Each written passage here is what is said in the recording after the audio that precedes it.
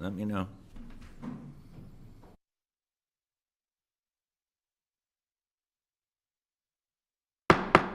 I'd like to call this meeting to order at 6:30 p.m. and I'll call on Councillor O'Hare to read the land acknowledgement. Thank you, Mr. Mayor. The city of Thorold is situated on treaty land. This land is steeped in the rich history of the First Nations, such as the Haudenosaunee, the Hadawendarunk, and the Anishinaabe, including the Mississaugas of the Credit First Nation. There are many First Nations, Métis, and Inuit people from across Turtle Island that live and work in Niagara today. The city of Thorold stands with all Indigenous people, past and present, in promoting the wise stewardship of the lands on which we live. Thank you, Councillor. Are there any declarations of interest? Seeing none. Adoption of the agenda. Can I get a mover and a seconder to adopt the agenda? Councillor DeRose and Councillor Sentence. All those in favor? Opposed? That is carried. Adoption of the minutes, CL 7/2024 from Tuesday, April 16th. Can I get a mover and a seconder for that? Councillor D'Angelo and Councillor Didavides. Are there any errors or omissions? Seeing none, all those in favor? Opposed? That is carried. Mayor's report. On April 17th, I was joined by CAO Manoj Dalwaria at the Marine Club annual spring luncheon held at the Holiday Inn Suites in St. Catharines. Steve Salmons, President and CEO of the Windsor Port Authority and Chair of the Ontario Marine Council, gave a presentation on the newly created Ontario Marine Strategy. Rick Brazy, Parliamentary Assistant to the Minister of Transportation, brought opening remarks. On April 18th, I attended and brought greetings on behalf of City Council at the ribbon cutting for the Strive Niagara Family Learning Child Care Center located in the Pope Francis Center. The Pope Francis Center is the former St. Charles School. Another great addition to the City of Thorold, an excellent partnership between the Niagara District Catholic School Board, Strive Niagara, and Children's Services from the Niagara region.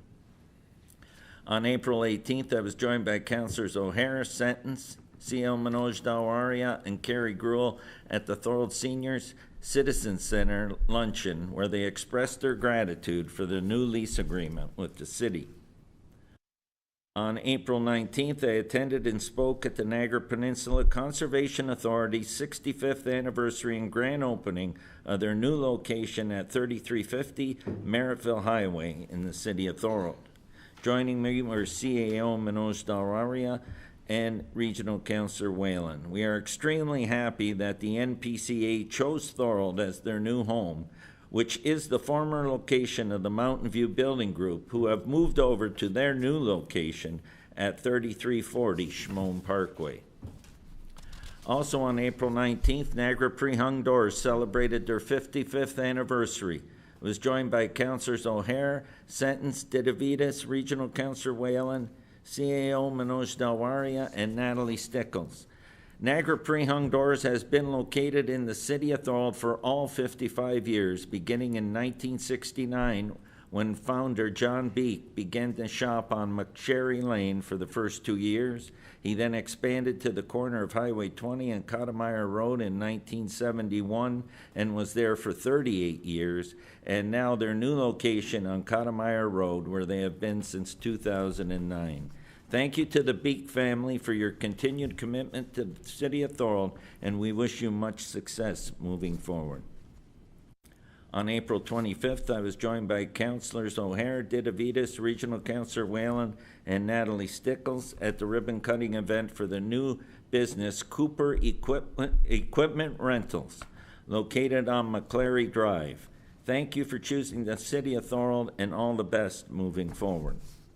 On April 25th, I was joined by Councillors O'Hare, Didavides, CAO Manoj Dalwaria, and Natalie Stickles at the Habitat for Humanity Niagara 4-unit townhouse groundbreaking ceremony in Thorold South.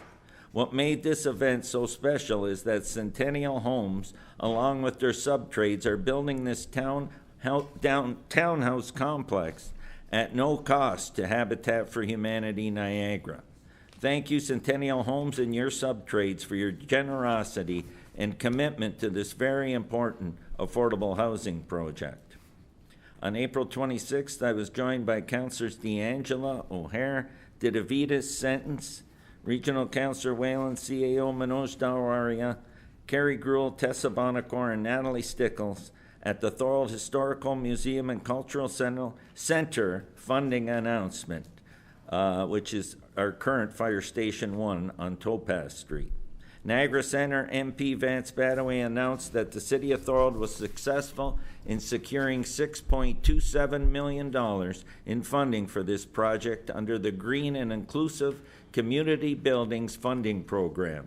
This funding signifies more than a financial gain. It demonstrates that the federal government and the City of Thorold are both dedicated to preserving our history and culture. I would like to extend our gratitude to the federal government, Minister of Housing, Infrastructure and Communities, Sean Fraser, MP Vance Badaway, city staff, especially Jeff Holman and Maria Morrow, for all the work they did, City Council, and the Thorold Museum Committee members under the leadership of their chair, Mel Woodhouse, for their efforts in obtaining funding for this very important community project.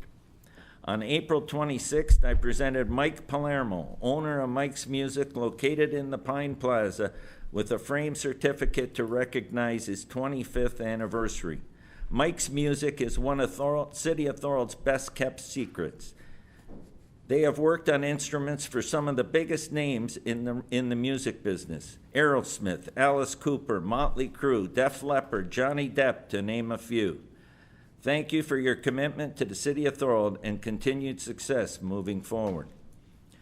Also on April 26th, I was joined by Councillors O'Hare, Didavitas, and BIA Chair Serge Carpino at the ribbon cutting for the White Galleon Art Gallery located at 3 Front Street North. Thank you to gallery owner Patrick Petrushko for locating in our revitalized downtown. All the best moving forward. This is another great addition to our downtown.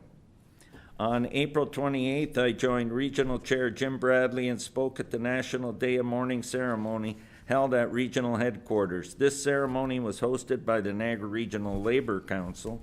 Flags across our city were lowered to half-mast to honor those who have lost their lives, suffered injury or illness on the job, or experienced a workplace tragedy. On May 1st, I attended the annual Help Kids Shine fundraising campaign kickoff. The event was held at the Stone Mill Inn in St. Catharines. This campaign runs the month of May with proceeds supporting the Niagara Children's Center. As part of this year's campaign, Beaverlock Farms, located at 2150 Merrittville Highway in the City of Thorold, is inviting you to make a contribution and take a selfie by their canola fields. They'll be up and available for this weekend, May 10th to 12th, Friday from 5 to 8 p.m., Saturday and Sunday from 10 a.m. to 8 p.m. On top of that, Beaverlock Farms will match donations up to $10,000. On May 3rd, Councillors O'Hare and Didavitas, CAO Manoj Dawaria, the River Lions mascot, representatives from Alzheimer's Society of Niagara and Autism Ontario South Region decorated Smile Cookies at the Ormond Street Tim Hortons location with owner Sean Petrokov. For every Smile Cookie purchase, proceeds went to Autism Ontario South Region and Alzheimer's Society of Niagara. Congratulations to the Niagara Scorpion teams, the Navy SEALs, and the Bombshells for their top 10 finishes at the Canadian Trials at the Cheerleading Worlds. This is the 3rd consecutive year of placing within the top 10. And another best-kept secret in the City of Thorold. Congratulations to Wes Derwinski on placing 6th in the World's Strongest Man competition 2024 held in Myrtle Beach, South Carolina this past weekend. During the competition, he set a world record in the keg toss event. Congratulations goes out again to Wes. On Monday, April 29th, downtown Thorold won the Ontario BIA Association Jan Hawley Memorial Pinnacle Award in honor of the legacy of the late Nick Delomo and all the work he did in downtown Thorold. Thank you, BIA Chair Serge Carpino and Councillor BIA Board Member Mike Didavitas for attending the award gala and accepting the award. The Lock 7 Viewing Center is opening on May 18th for the season. The viewing center, located at 50 Chapel Street South, will be open daily from 9 to 5 until October 14th. Also, Bridget, the Port Robinson Ferry, will be open this weekend, May 11th and 12th, from 9 a.m. to 8 p.m. Starting the week after, on May 18th, the ferry will be open daily until the end of the season. On behalf of City Council, I would like to wish a happy Professional Clerks Week to our Clerks Department under the leadership of City Clerk Matthew Trenham. The department's hard work and dedication ensure the smooth functioning of our city's administration. And in closing, it is also Emergency Preparedness Week. I'll get that. May 5th to 11th. Thorold Fire and Emergency Services will be sharing life-saving information on the city's social media sites. Residents can prepare themselves by making a plan, building a kit, and staying informed. And that's the end of my mayor's remarks.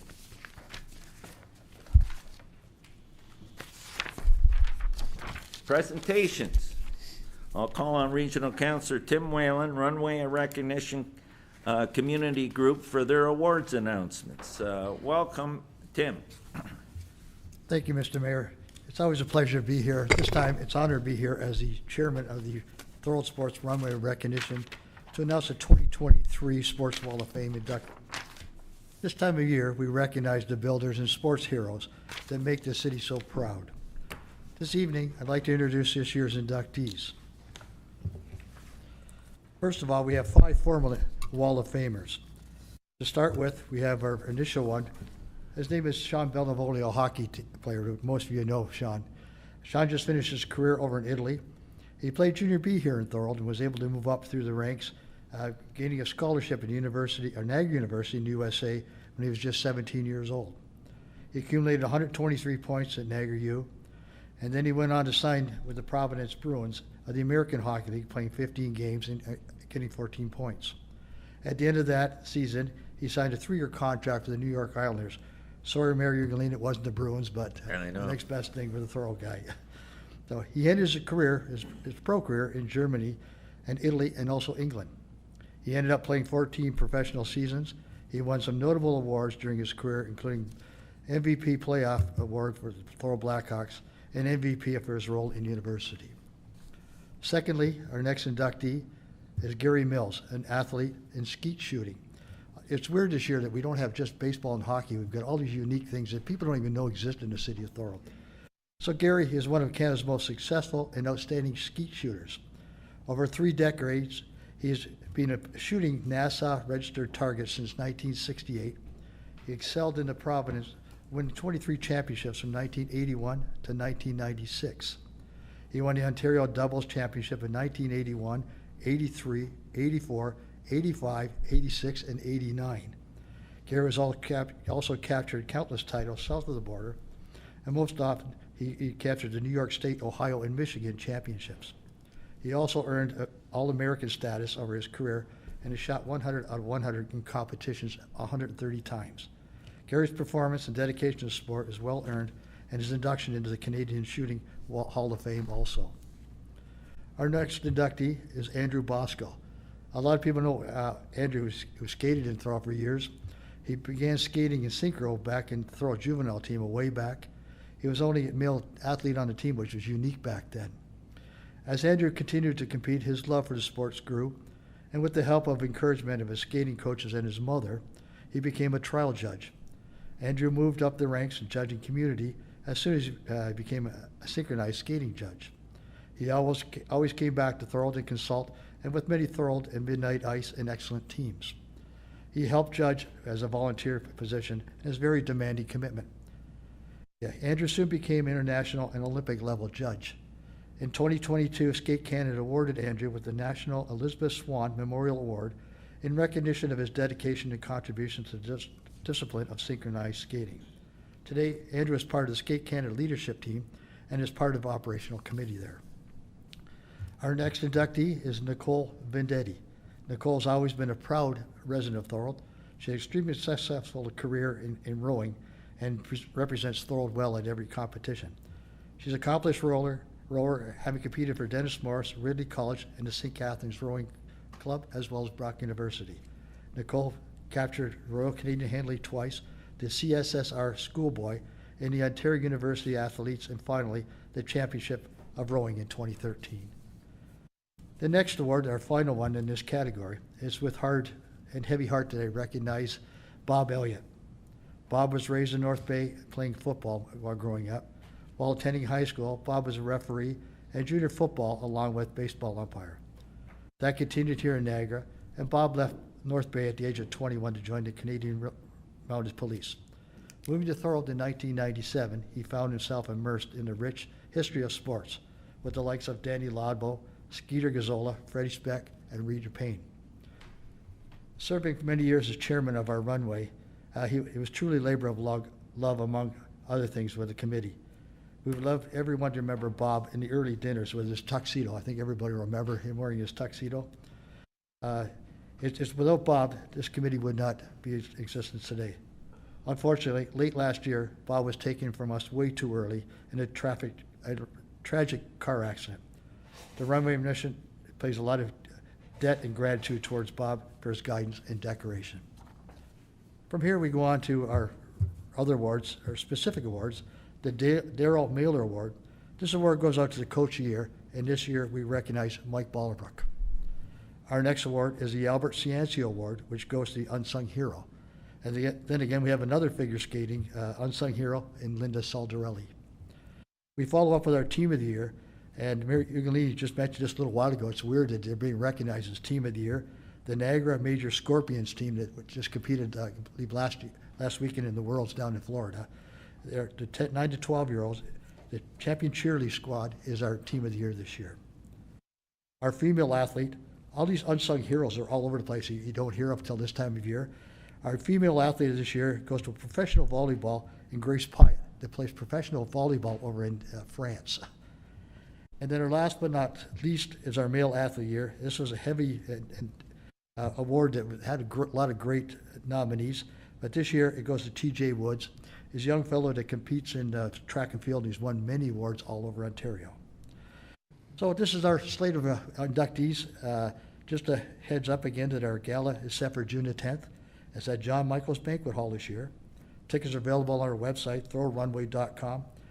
Unfortunately, it's $40 a person, which is expensive, but Councillor Didovais can contest the fact nothing is cheap this year in meals. So it concludes our full dinner, and tickets are available now on our website. Thank you, Mr. Mayor and Council. Thank you. Is there any questions regarding that presentation? Go ahead, Councillor Sen. Thank you, Mr. Mayor. Through you, thanks for the presentation, Tim.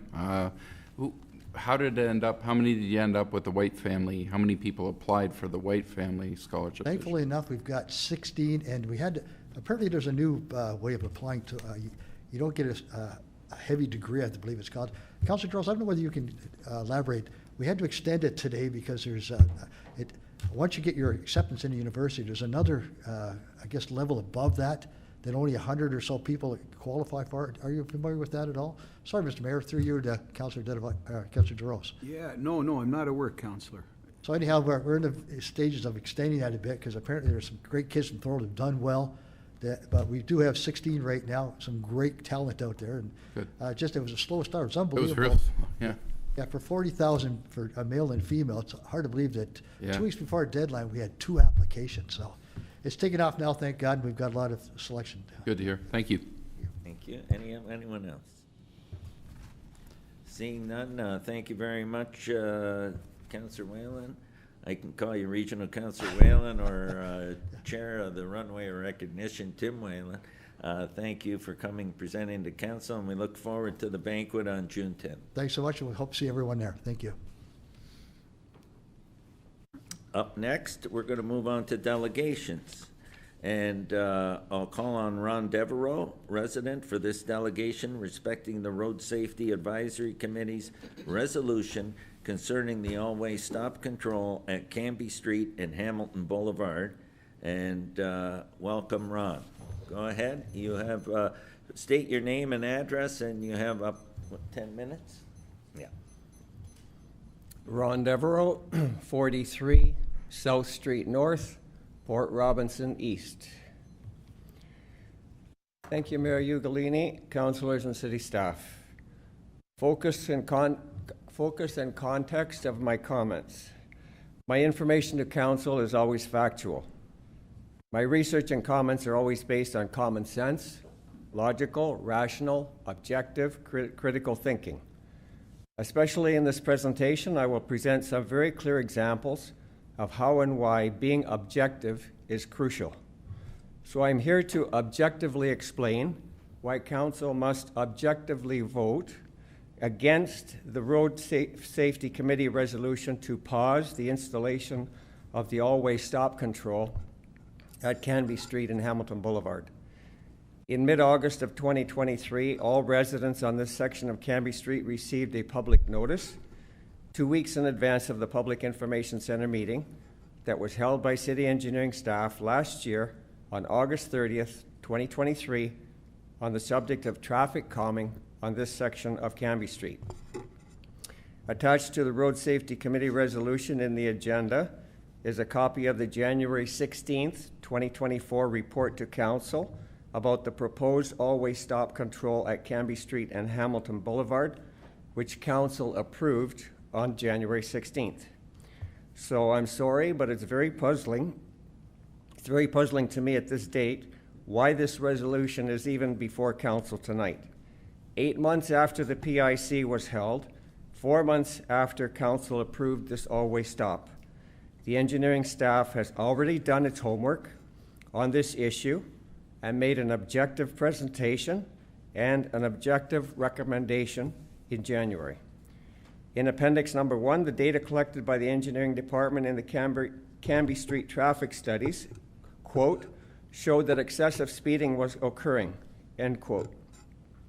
For example, from the data, the objective results of the 655 tabulated vehicles traveling eastbound on Canby Street show that 85% of the vehicles exceeded the posted speed limit of 50 kilometers per hour.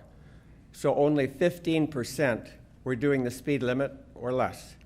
The average speed for all vehicles was 60 kilometers per hour. 49% were recorded at 60 kilometers per hour or more. 15% were recorded at 70 kilometers per hour or more. 4% of the total vehicles were traveling in excess of 80 kilometers per hour. Residents submitted written comments as their participation and as their follow-up to the August 30th Public Information Center meeting. Quote, residents' feedback indicated that 50% were in favor and 50% were not in favor of the city's proposal for the all-way stop, end quote. Copies of all the written comments are shown in Appendix 3 attached to the January 16th report to Council. When you read the comments of the 50% who were not in favor of the all-way stop, their subjective, personal perceptions and opinions all emphasize in one way or another that they think there is no speeding problem on Canby Street, with comments like, quote number 1, I feel the speed in town has gone down, not gotten worse. Quote number 2, there is no discernible speeding issue on Canby Street. Quote number 3, I would say 2% of drivers speed through town. End of quotes. Obviously, their subjective personal perceptions and opinions do not match the stark reality of the actual objective hard facts shown in the collected data. Therefore, to maintain a truly objective assessment, I'm sorry, but their objective comments on speeding cannot be taken seriously and cannot and must not be counted as accurate or credible, and therefore have to be eliminated from the serious objective assessment that is required. And that has already taken place by the city engineering staff on the public safety and speeding situations and issues on Canby Street. Also, a related and very important consideration is that government regulations require that stop signs are mandatory in both directions, east and westbound, or stoplight, or some form of control, similar control, in order to install the piano key type of pedestrian crossing at the Canby-Hamilton Boulevard intersection as requested by some residents and agreed to by city staff and shown on the city staff's aerial photo diagram on the last page of Appendix 3. Quote from the January 16th report that Council approved. This intersection was identified as a school bus stop. Staff are recommending the installation of an all-way stop with pedestrian crosswalk at the intersection of Canby Street and Hamilton Boulevard to allow pedestrians to safely cross Canby Street. End quote. The city has full legal authority to place traffic signs anywhere on city property as deemed necessary in any situation. These decisions are not subject to residents' approval. Simple question.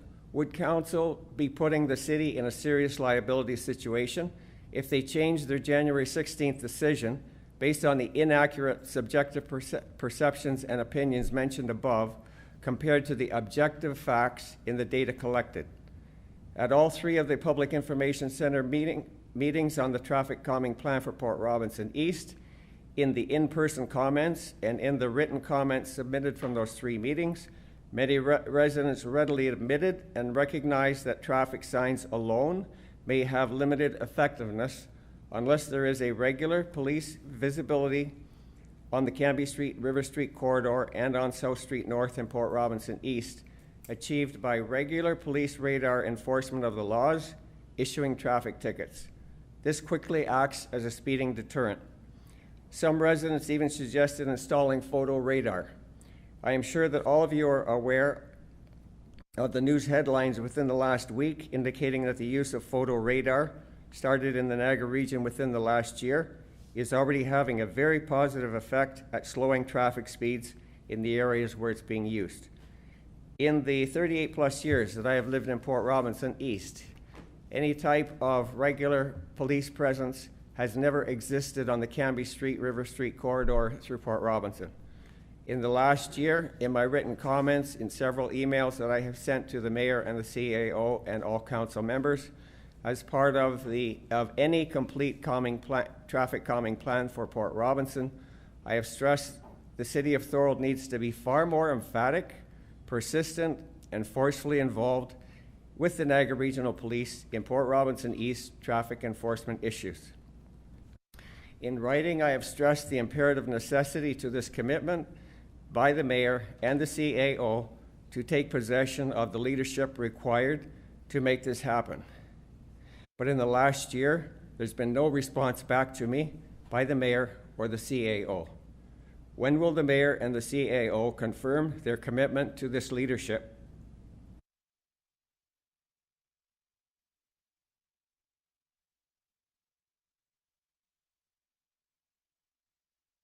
I hope it's tonight. Thank you. Thank you, Ron. I'll open the floor. Is there any questions?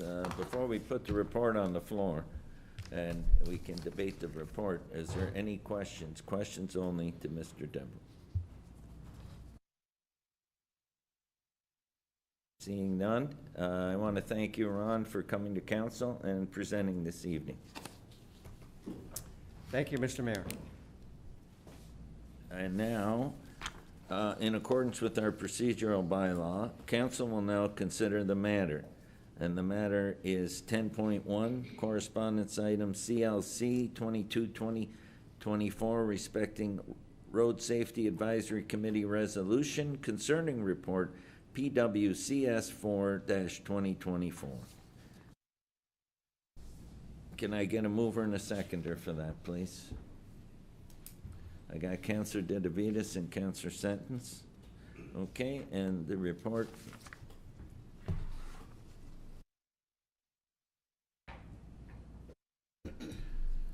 So just advise you, Mr. Mayor, what's on the floor is just to receive the memo advising that the committee passed its resolution. It's up to council if they would like to amend the motion to do anything. Okay. So the recommendation is to receive the report. Go ahead, Councillor Sentence. Thank you, Mr. Mayor. Through you, so we're just receiving this report tonight? We're not? At present, this is all that we're doing is just, it's being received. What the committee, and sorry, through you, Mr. Mayor. Yeah, go ahead. What the committee did is it passed a motion recommending that the process be delayed to allow for another session, Right, essentially, right. another PIC. So can we If speak- council would like to do that, they can pass a motion supporting that resolution. If not, and they just receive the report, then nothing happens. We stay with the original report then, correct? Okay. Okay, so can we speak on that, or You can speak on this. okay, I just, from my point of view, I believe we did everything the first time, correct, with public meetings and everything that we did. So my question would be through you to staff, if for some reason down the road we had this stop sign up there and for whatever reason it was causing havoc, can we take it down when we wanted to? Through you, Mr. Mayor, yes. Okay. I assume that was the answer, but I just want to be clear. So I'm for putting the stop sign up and doing what we said we were going to do originally. That's my thoughts. Okay, I got Councillor Hanley. Go ahead, Councillor Hanley. Thank you. Can I just ask, in regards to, it's a memorandum from Jay Latourneau, I guess, legislative assistant. Is this a person that is outside the realm of Thorold Municipal Council? He's like he's a provincial representative, and he's making this recommendation in the council? Okay, go. I'll let the clerk answer. I'll let the city clerk answer that, Councillor Hanley. So through you, Mr. Mayor, Justin is the legislative assistant. He works for the clerk's office. He clerks all of the committee meetings. So he wrote this advising council that the committee passed this motion.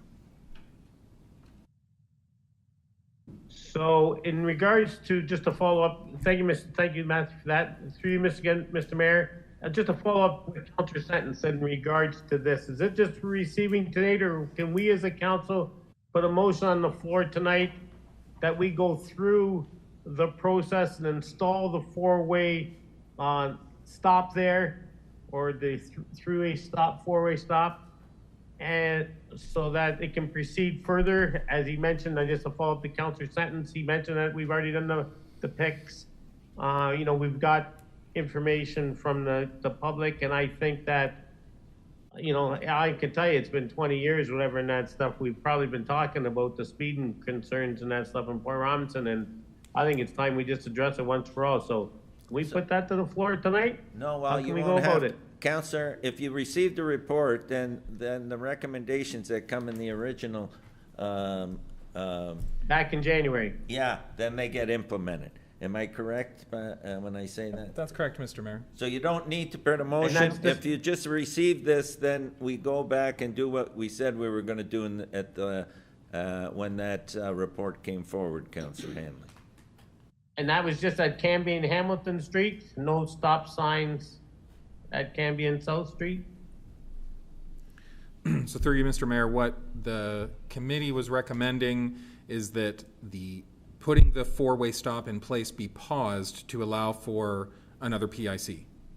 That's the motion that they are recommending to council. If council doesn't want to do that, then it continues as originally approved, just by receiving the memo. If council would like to delay it and conduct another PIC, then you can put an amendment could be put on the floor. Right. Okay, Councillor Hanley? Okay. Thank you. Thank you for that clarification. Appreciate it. I'll hear other councillors out before I comment any further. Thank you very much. Councillor O'Hare.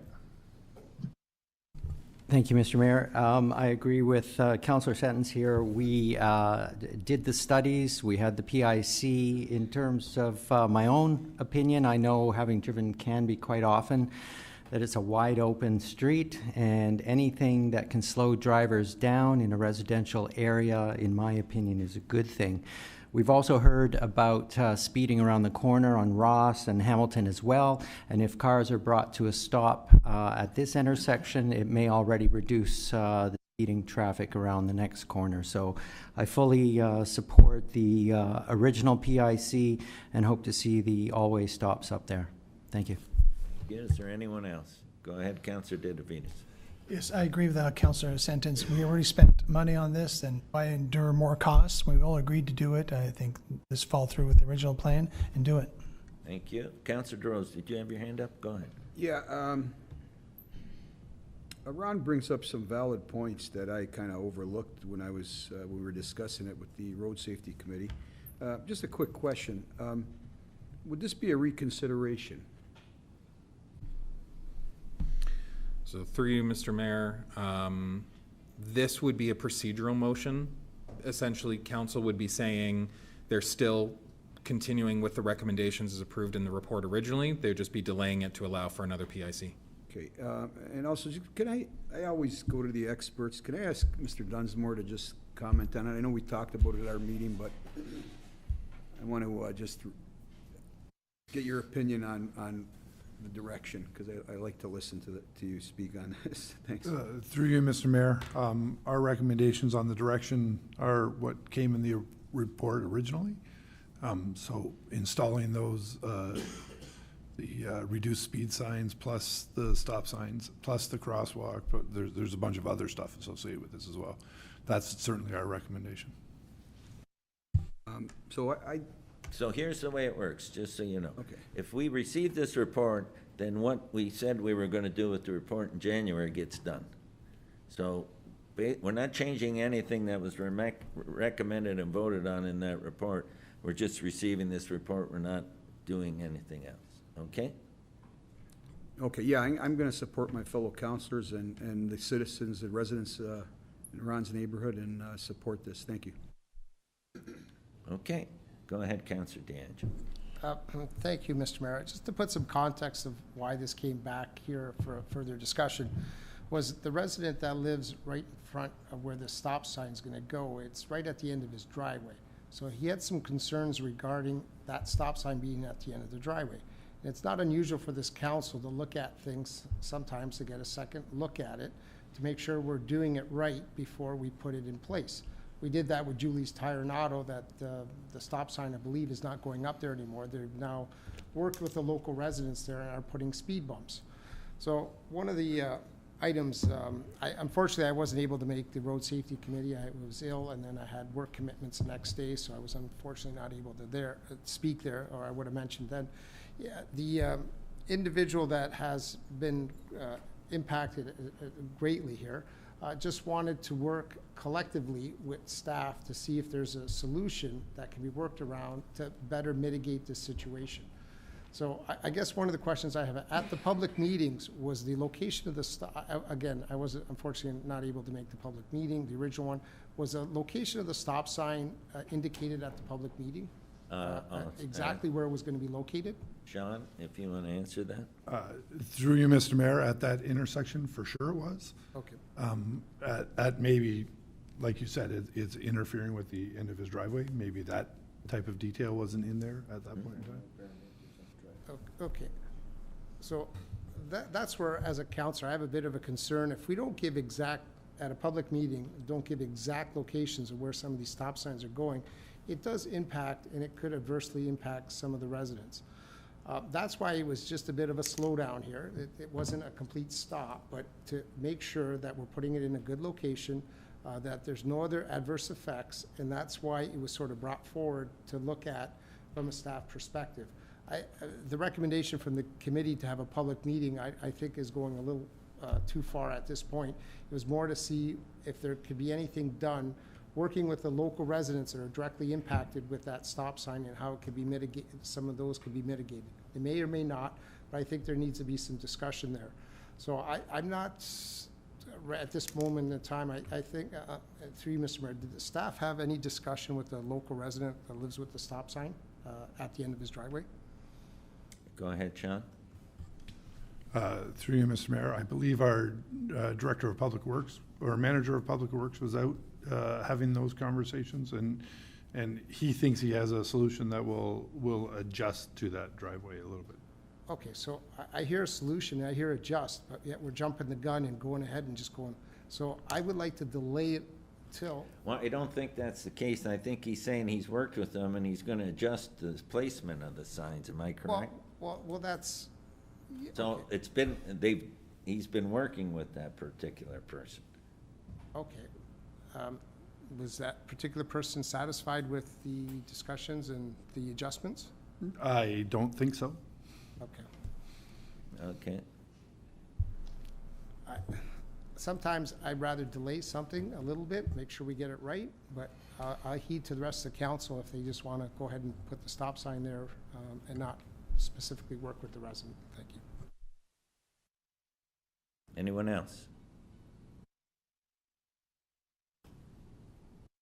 Go ahead, Councillor DeRose. Yeah, I just want, through you, Mr. Mayor, I just wanted to direct it to Sean. Sean, so is there flexibility to do anything other than what you've decided is in the best interest?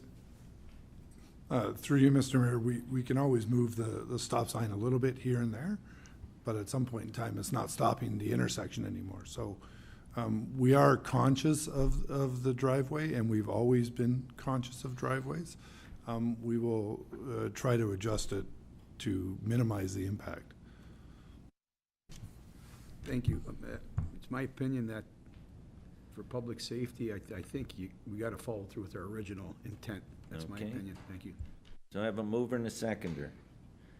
And again, we received this means we go back and everything we agreed to gets implemented. And Sean has said they've been working to the best of their ability to on that issue. Am I correct, Sean? Okay. All those in favor? Opposed? That is carried.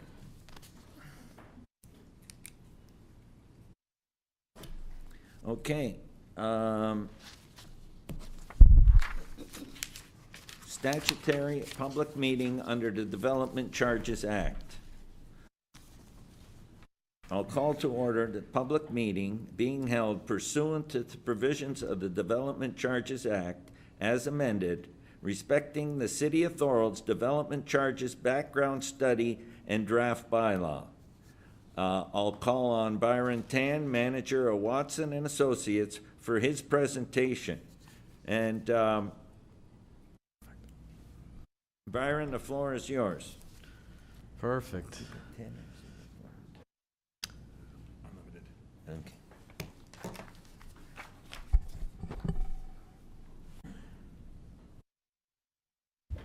Okay. Good evening, members of council, members of the public, and staff. I'm honored to be here in front of everyone today to provide the mandatory public meeting presentation under the Development Charge Act and through completing your process of implementing your 2024 Development Charge background study and bylaw. Part of my agenda for today is to go through the purpose of the public meeting, why we are here. I'll give you a little bit of a brief overview of the study process and timelines so far. And then as well, just going in through a little bit of, some background information on, the development charges and overview. Not quite, a DC 101 or a workshop type that we had done a month and basically almost 2 months ago now. But really just more for, information for the public on how we've proceeded with the calculations.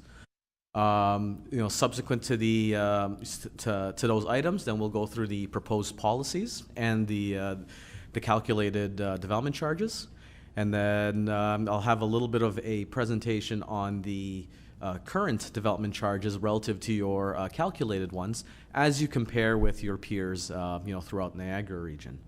And then subsequent to that, it is a public meeting, so through your process, if there is any questions, feel free to ask, and I'm more than happy to answer to the best of my abilities. So with that being said, we are here today to undertake the mandatory public meeting under the Development Charge Act. The purpose is to receive public input. You're not passing anything today, so there is no bylaw being proposed or being considered. Tonight is for receiving the information and to get your input as well as the public's input. Tonight is a mandatory meeting under the Act, as I have mentioned, and we are adhering to all the mandatory timelines. So we did release the background study basically a month and a week ago, and we are looking to have that minimum 60-day published time frame. So then that way we can come back to council at the end of this month in order for you to consider the bylaw in advance of your current bylaw expiring. Just a little bit of an overview of the timelines. We started and engaged with city staff back in November of last year. Through that time, we've undertaken several meetings, undertaken calculations, policy reviews, amendments to potential policies, capital inclusions, etc. And subsequent to that, on March 19th, I was before you to undertake a council DC 101 to provide you a little bit of a snapshot of what the process entailed and really the timelines and now being here today. On March 28th, we did release the study, so it has been uploaded to your website, so it is available for public viewing, and that initiates the implementation phase. Subsequent to the release of the background study, we engaged with the development community and any relevant stakeholders on April 24th. So we invited them to come here. We actually had the meeting here at Council Chambers, provided a presentation to them, and provided the draft policies, draft rates, and answered any questions that they may have had. I am before you today to undertake the public meeting. And as I mentioned, with that 60-day timeline, we will be back on May 28th for your consideration of the bylaw. Now, in terms of the background study, as I mentioned in the in the previous presentation, Bill 197, which was released back in 2020, made a number of changes to the Development Charge Act, where now we can only collect for 19 separate services. The ones that you're noting on this, that we have noted on the screen here in teal are the current DC eligible services that we are including as part of the calculations. And these services, the water, wastewater, services related to highway, which is really your public works, facilities, fleet equipment, fire protection, library and parks and recreation, are continuations of your prior bylaws dating back to the early 2000s. So we've been maintaining the same type of services for this current bylaw as well that is being proposed in front of you later this month. Now, just a bit of a recap. I know for council I provided this level of detail, but for the public, there were a number of recent changes to the Development Charge Act since the completion of the prior background study, which was undertaken in 2019. Those come in these bills here. So there's about 7 on the screen. I'm not going to say the names for each one. It's a little bit lengthy. But essentially for Bill 108, if you recall, we added timing of payment provisions to a number of development types. So for example, if it's rental housing or institutional housing, they would be allowed to pay their DCs over 6 installments, so 5 years. And then as well, Bill 108 also introduced nonprofit housing payment provisions to allow to pay over 21 installments. Now, I'll put an asterisk on that because that has changed as of Bill 23. Additionally, for Bill 108, we're now allowed to include a rate freeze, or you must provide a rate freeze for certain types of applications that come through the building department. So for example, if you have a site plan application that's deemed complete by staff, or a zoning bylaw amendment application that comes through, then the date of those submissions is the date that the DC rate would be frozen up to a period in time. So as of right now, it's frozen of a period of 2 years, 24 months, where the DCs that would have been calculated at the time that those applications were submitted would have been the prevailing rates at the time the building permits are issued. Again, up to a 2-year period. If they surpass that time, then whatever the current rates are of the day would be the DCs payable. And then subsequently, with these rate freezes or payment installments, you are now allowed to charge interest with them. And you do have an interest rate policy as well. Bill 138, again, that was minor changes to the Development Charge Act, where essentially it removed commercial and industrial from being allowed to have those installment payments. So they were introduced as part of Bill 108. However, Bill 138 removed those clauses. Bill 197 made a number of changes, primarily with that page that you just saw prior to this one, where it listed the set of services that could be DC eligible. As well, it changed some other factors such as timing of their growth forecasts. Historically, for certain projects, we had to use a 10-year time horizon, and then any time horizon for more of the harder services such as your roads, fire, water, wastewater, etc. Now, with the changes from Bill 197, we can use any planning horizon we want for any of the services except for transit, which is limited to 10 years. However, for the purposes of our development charge background study, we didn't have to worry about transit from the city side because that is undertaken by the region. Bill 213, that just made an exemption for any developments on university lands. So if you recall, if there's any developments and a university is receiving operating funds from upper levels of government, then those developments would be exempt from DCs. Bill 109, that was mostly reporting requirements and adjustments that the treasurer and the finance team have to adhere to. So really no change per se to the calculations from the development charge standpoint. And then Bill 23 and Bill 134 were the more recent ones that deserve a slide on their own. In terms of Bill 23 and 134, again, this is more of a summarized list. If you recall, I gave you at least, I believe, about 3 or 4 slides the last time. But really, for today's purposes, I mean, an overview of the revisions to the DCA would suffice. So in the meantime, affordable housing, whether it's owned and rentals, there is now an exemption that needs to be provided. Now, the bulletin has not been released yet.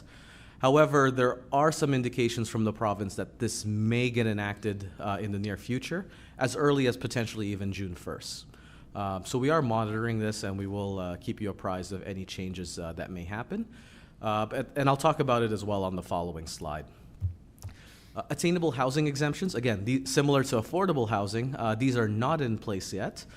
We are still awaiting for the province to release the definitions and bulletin for attainable housing. So at this time, it is written within your draft bylaw. However, it is subject to the province releasing. For the other ones, as you can see here, so nonprofit housing, they are now fully exempt from DCs. So historically, they were allowed to pay over that 21 installments, 20 years. So as of November 28, 2022, when Bill 23 came into play, nonprofit housing, any installment payments would have ceased, and they would have been exempt moving forward. So that's currently in place regardless of whether you update your bylaw or not.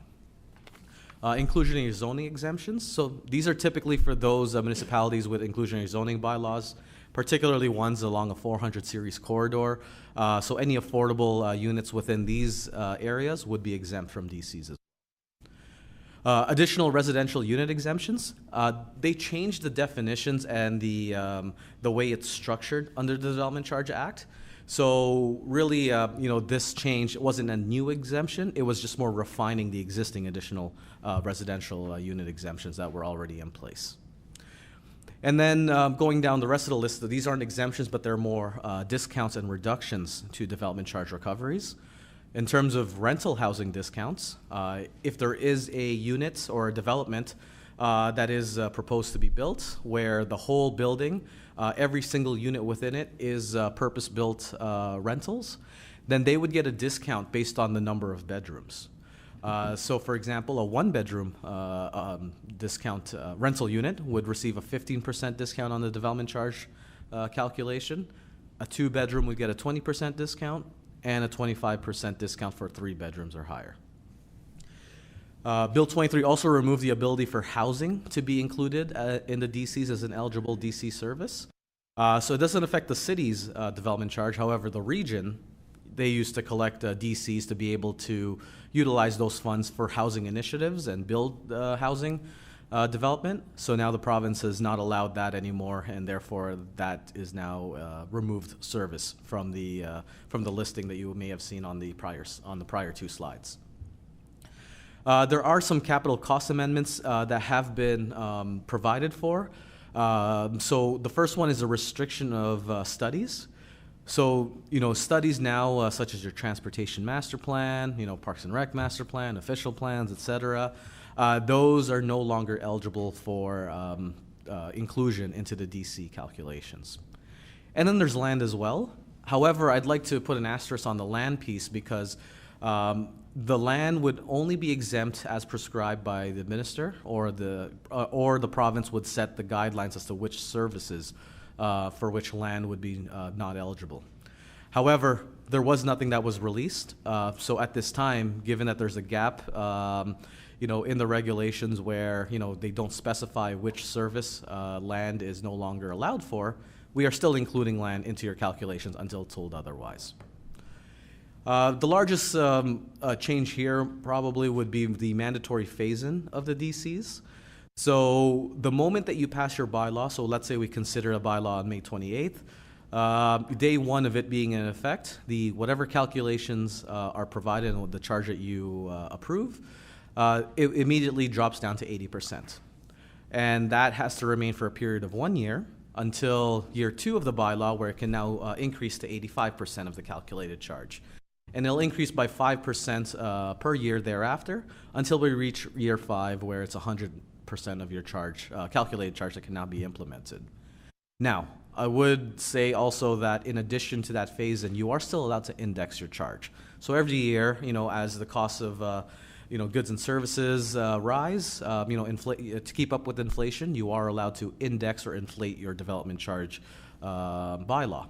And you don't have to go back to council to get that approval to index it. It is automatic. So with that being said, going from year 1 to year 2 to 85%, it can now be 85% plus inflation. So there is still another inflationary factor part of that. There is a maximum interest rate for installments and the rate freeze. If you recall, I mentioned, there's a rate freeze of 24 months, or that installment payments for those rental and institutional payments. So the maximum interest rate is the average prime of the large big banks plus 1 percentage point. So we take a look at, what was the adjustment date, which is typically the quarter prior to whatever period we're in now. And that is the maximum interest that could be applied to these installments and rate freezes. Now, we track this at the firm, so if staff ever required what the current interest rates are at the time, just a quick email, we're able to send you exactly what they are effective for that current day. The DC bylaw life has been extended from 5 to 10 years. So historically, we had to always update the bylaw every 5. Now you have the ability to keep the bylaw in place for a period of 10 years. However, we do suggest that you at least take a look at, some of the performance and some of the tender prices that you are experiencing relative to inflation. Because at any point in time, especially these past 4 or 5 years, where inflation was a little bit, tender costs and the cost of construction was increasing a little bit faster than just inflation in terms of our indexing for the bylaw, you start getting a gap between what you're collecting versus what your expenditures are. So if you're simply just inflating your bylaw every year, but your cost of building roads or building water mains is increasing at a faster rate, then now you're under collecting, in those future years if you don't at least take a look at the quantum of what that gap may be. And then there's other administrative changes as well that came out of Bill 23 that we just now have to do through the Finance Committee, as well as the reporting requirements, which doesn't impact the main calculations of the background study. Now, I would like to note that the ones in orange there, as you can see, there is a footnote. So with respect to the studies and the mandatory phase-in, the province has released a bill, Bill 185, basically back in April 10th of last month, where essentially it's looking to reintroduce studies back into the fold for development charges, as well as potentially removing the mandatory phase-in. So that's something that I will talk about in a couple of slides, but that's something where that's why those are highlighted, because they may potentially change in the upcoming months. Now, just a quick overview on the affordable attainable definitions. So if you recall, I mentioned in the prior slide that affordable and attainable will be fully exempt from DCs, barring a few different criterias. So initially in Bill 23, if we look at affordable units, whether they were rental or owned, essentially the qualifier was either the rent was no more than 80% of the average market rent, or the owned unit was no more than 80% of the average purchase price as defined by a bulletin that should be released. However, Bill 134, which was released at the end of last year, essentially made adjustments to this affordable housing criteria, where it introduced income factors. So as you can see right now on the screen on the right-hand side, they actually introduce a income qualifier where if it's a rental unit, then the rent needs to be less than 30% of the 60th percentile of income for rental housing, or the average market rent set out in the bulletin. And then similarly with owned units, again, very similar words, it's the cost of your home should be 30%, less than 30% of the 60th percentile of income for households in the municipality, or 90%, it's less than 90% of the average purchase price. So as I said, these are not in effect yet. However, I would like to note that the income qualifiers and the average purchase prices have been released by the province. Now, unfortunately, at the time of writing this presentation, getting it into the clerks for today's presentation, I wasn't able to provide you with at least the snippet of what the affordable qualifiers or thresholds are within the city of Thorold, but we do have that information now as recently as this week. So, you know, we're happy to work with staff to provide them that information. So should the affordable housing exemptions come online, then you'll know exactly what the thresholds are for meeting these criteria. Now, in terms of Bill 185, which again, as I mentioned, is still pending. It was just released last month, and there is a process right now that the province and their committee are going through in order to receive some feedback for this. But essentially, as it stands at the time of preparation, there were a number of proposed amendments to the Development Charge Act. Now, the bill, provided for potential revisions to about 15 different pieces of legislation. But for the purpose of today's meeting, I'm just showing you bill for the DC portion. So as I mentioned, they are looking to include certain studies back into the fold of the calculations.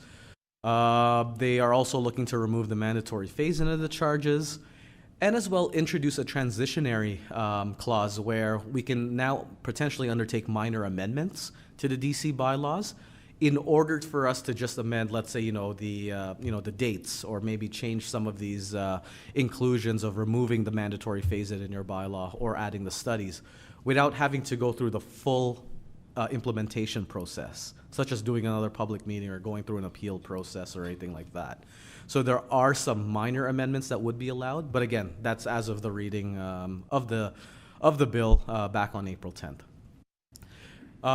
Additionally, there's also a reduction that's being proposed in terms of the time horizon for the rate freeze and the for the site plan and zoning bylaw amendments. So as you recall earlier when I had mentioned, the prescribed time was 24 months.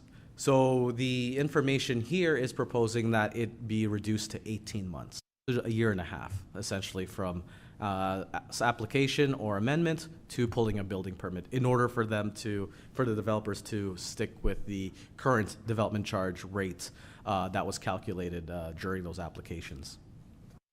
There's also the modernization of public notice requirements. If you read the Development Charge Act and even the Planning Act, it still refers to providing notices through a newspaper in the clerk's opinion that's generally circulated. Well, moving on to in the 2020s now, there's a lot of electronic mediums, and as well, not a lot of municipalities have local newspapers. So they are allowing now for these modernizations of the public notice requirements. And then, as I mentioned earlier, they are looking to implement the affordable residential unit exemptions. Again, the first indication was for as early as June 1st. However, we are still waiting to see what the final date will be. Now, in terms of the development charges, as most of you know, there's no secret to it. In terms of providing new services and new infrastructure and for the new population or the new developments, in order to service this growth, really there's only a few options a municipality has in order to provide the funds in order to spend on these infrastructure works. Either we have development charges, which again, we are going through this process right now to pass a new bylaw, or if you don't have development charges, then really it just falls on existing ratepayers, existing property taxes, your reserves, maybe user fees, etc. So in order to offset, some of the burden on the right-hand side of this triangle, that's why we're trying to, have a development charge.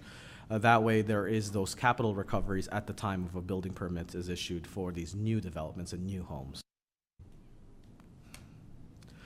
As I mentioned, the development charges, there is a number of steps that need to be calculated and adhered to in order to generate a charge. So the Act has over 80 clauses, hundreds of subclauses, but really what I'm providing here is a summarized version of those simplified steps. So if you recall, we identify the amount, type, and location of growth. We work with the planning department, look at your planning documents, to be able to generate a growth forecast. And then from that growth forecast, then we work with staff and city documents to try to determine the servicing needs to accommodate that growth. That can be in the form of master plan, staff report, your capital budget, etc. Number 3 then says we need to identify capital costs to provide those services to meet those needs. So while number 2 says we need parks and recreation or we need water servicing, number 3 then says what type of projects do we need to achieve that. So number 3 could be, it could be a skate park, it could be a playground, it could be a soccer field. So to us it doesn't matter. Number 2 means we need to provide parks and rec services. You decide from number 3 as to what you would like to do in order to meet that need. Once we have those capital costs, there's a number of deductions that need to be made. So any grants, subsidies, or other contributions, whether from the region, development community, or any other sources, those would need to be applied to the capital projects and deducted from the final number. There's also a benefit to the existing community. So on a project-by-project basis, we do go through line by line to determine if that particular project has any benefit for the existing community or the businesses and residents. We do these service standard calculations, if you recall, in order to identify what you want to provide in the future. The Act tells us that we have to do an analysis where it can be no higher than the average level of service you provided in the last 15 years. So we work with staff with a number of these spreadsheets to essentially generate a upper ceiling as to what we can collect at a maximum level for certain services, such as fire, parks and recreation, roads, public works, library, etc. The only one that is not required is for water and wastewater, and to some extent stormwater. And stormwater, I should say. And then transit, as I mentioned, they have their own criteria, but again, we're not delving into that because that's not part of the calculations as part of this background study. And then from one bylaw to the other, if you are collecting collecting revenues that go into reserve funds, then those monies then get accounted for as well into the calculations. So if you have a surplus of reserve funds that you've already collected, then those get deducted from the calculations and the capital costs because you already have the money to apply to those projects.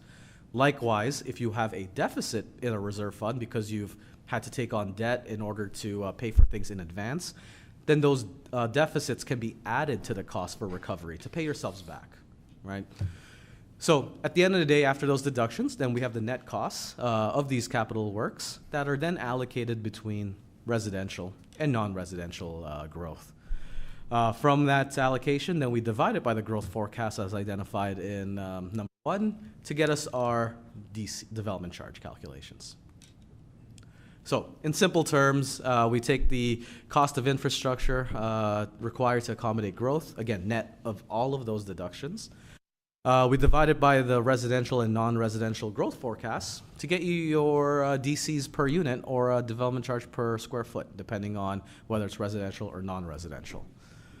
On the residential side, we typically separate it into the different unit types. So you have a charge for singles and semis, you have a charge for townhouses, apartments, and then on the non-residential, we have a charge per square foot.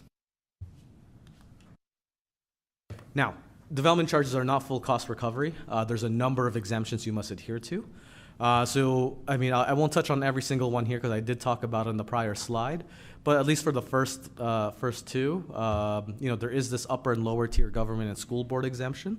So if the region were to build a facility, they do not pay the city's DC. Likewise, if you built a facility, you do not pay the region's DC. And then the school board, being under the provincial, umbrella, they don't pay the municipal DCs. And then industrial building expansions. So industrial buildings, existing industrial buildings, are allowed to enlarge up to 50% of their footprint or their square footage without having to pay a DC. Now, we do draw the line in the sand in your bylaw so that it's only a one-time exemption. So that way you don't have an industrial development coming with 100,000 square feet going to 150, and then the next year coming with a 150 going to 225, pulling a 75,000 square foot building permit and not pay the DC. So it is a one-time exemption that you provide. And then, as I mentioned, all the other exemptions on this list, I've already talked about it in the prior slides. Now, in addition to those mandatory exemptions, council and any municipality, you are allowed to add any additional exemptions for whatever reason that you may see fit. So, for example, you may reduce the development charge in whole or in part, and then perhaps for certain types or classes of development. So, for example, you may want to exempt places of worship. So that's an exemption that you could provide. You may want to exempt industrial or at least discount it. You can provide that as well, or any other type of items that you'd like to add. You may also phase in the charge over time. I know Bill 23 has kind of forced that upon you, but if you did like to phase in the charge for whatever reason, you do have the ability to do so as well. And then there's redevelopment credits. These are not part of the Development Charge Act, but they are recognized under case law through the OLT, now previously known as the OMB. And these redevelopment credits essentially mean that if you have, let's say, a single-family home on a site, and knock on wood, it burnt down, or there's a demolition that occurred, they should be allowed to rebuild their home without having to pay a development charge up to a certain point in time, and typically it's about 5 years. Similarly, if that single-family home was to be knocked down and then you want to add, let's say, 4 townhomes, then there should be a credit, provided because there was already a facility there or a residential unit. So how that math would work, let's assume that your townhouses are $10,000 each. In my example, there's 4 townhouses times 10. That's a DC payable of $40,000. However, if that single-family home, if the DCs right now, let's say, are $30,000, then really the payable would be the $40,000 minus that $30,000 that's already part of the lot. So therefore, the redevelopment credit is $30,000, and the net payable is only $10,000. Yeah, and it works both ways, whether you look at it from a residential to non-residential or non-res to res as well. Now, in terms of your current, bylaw that we are going to be providing for council prior to the May 28th meeting, there are a few proposed discretionary exemptions that, are for your review. So we are including the hospital, place of worship, agricultural uses and farm buildings, temporary buildings. We also have the buildings and structures for the classroom administration space. These exemptions were part of your existing bylaw from 2019, so we're just carrying it over. And then as well, lastly, the development of brownfields, where they could be eligible for 25%, assuming they meet certain criteria as stated within your draft bylaw. And then they may also get an additional 25% exemption if they're considered a verified green building. Again, meeting certain certain criteria that's outlined within your development charge bylaw. Just briefly, in addition to the development charges, we also have what's called a local service policy. So as part of our background study, you'll have an appendix in there that just lays out the rules and policies that we are trying to provide to the development community as to what would be included as part of the development charge calculations versus what would be required by developers to construct as part of their development agreements. So again, it's all growth-related works. However, depending on the nature of the asset, maybe it's by size or by location, Then we do provide a little bit of a background and criteria as to whether it's included as part of the calculations from a DC perspective, or if it's something that they would construct and you would assume at a later date. Now, I apologize for the font here, but essentially for the growth forecast within the background study, we are looking at two different time horizons.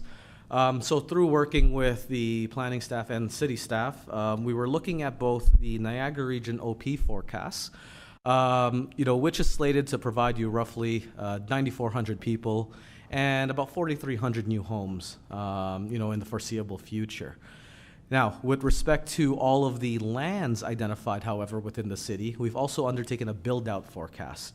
And what that looks like is about 22,000 people through the build-out of these lands, and that translates to about 9,500 new homes, again, over a longer-term forecast period. In terms of non-residential growth, that translates to roughly 1.9 million square feet of homes. Again, if we're looking at the regional OP forecasts time horizon, targets, versus this build out of your lands, which potentially would yield 4.3 million square feet of non-residential construction. In terms of your current development charges, as you can see on the screen, we do have them separated out between what would truly be a municipal-wide or city-wide charge. These would be, so that's first subtotal is actually the charge that would be imposed on any developments that would not be receiving any urban services, such as water or wastewater. So right now, that's about $22,323 for a single-family home. Single detached home. So in addition to that, we also have water and wastewater services that you provide. The development charges for that would add just under $2,400. So if you are building a home within the urban boundary that receives water and wastewater, a single detached home would equal $24,717.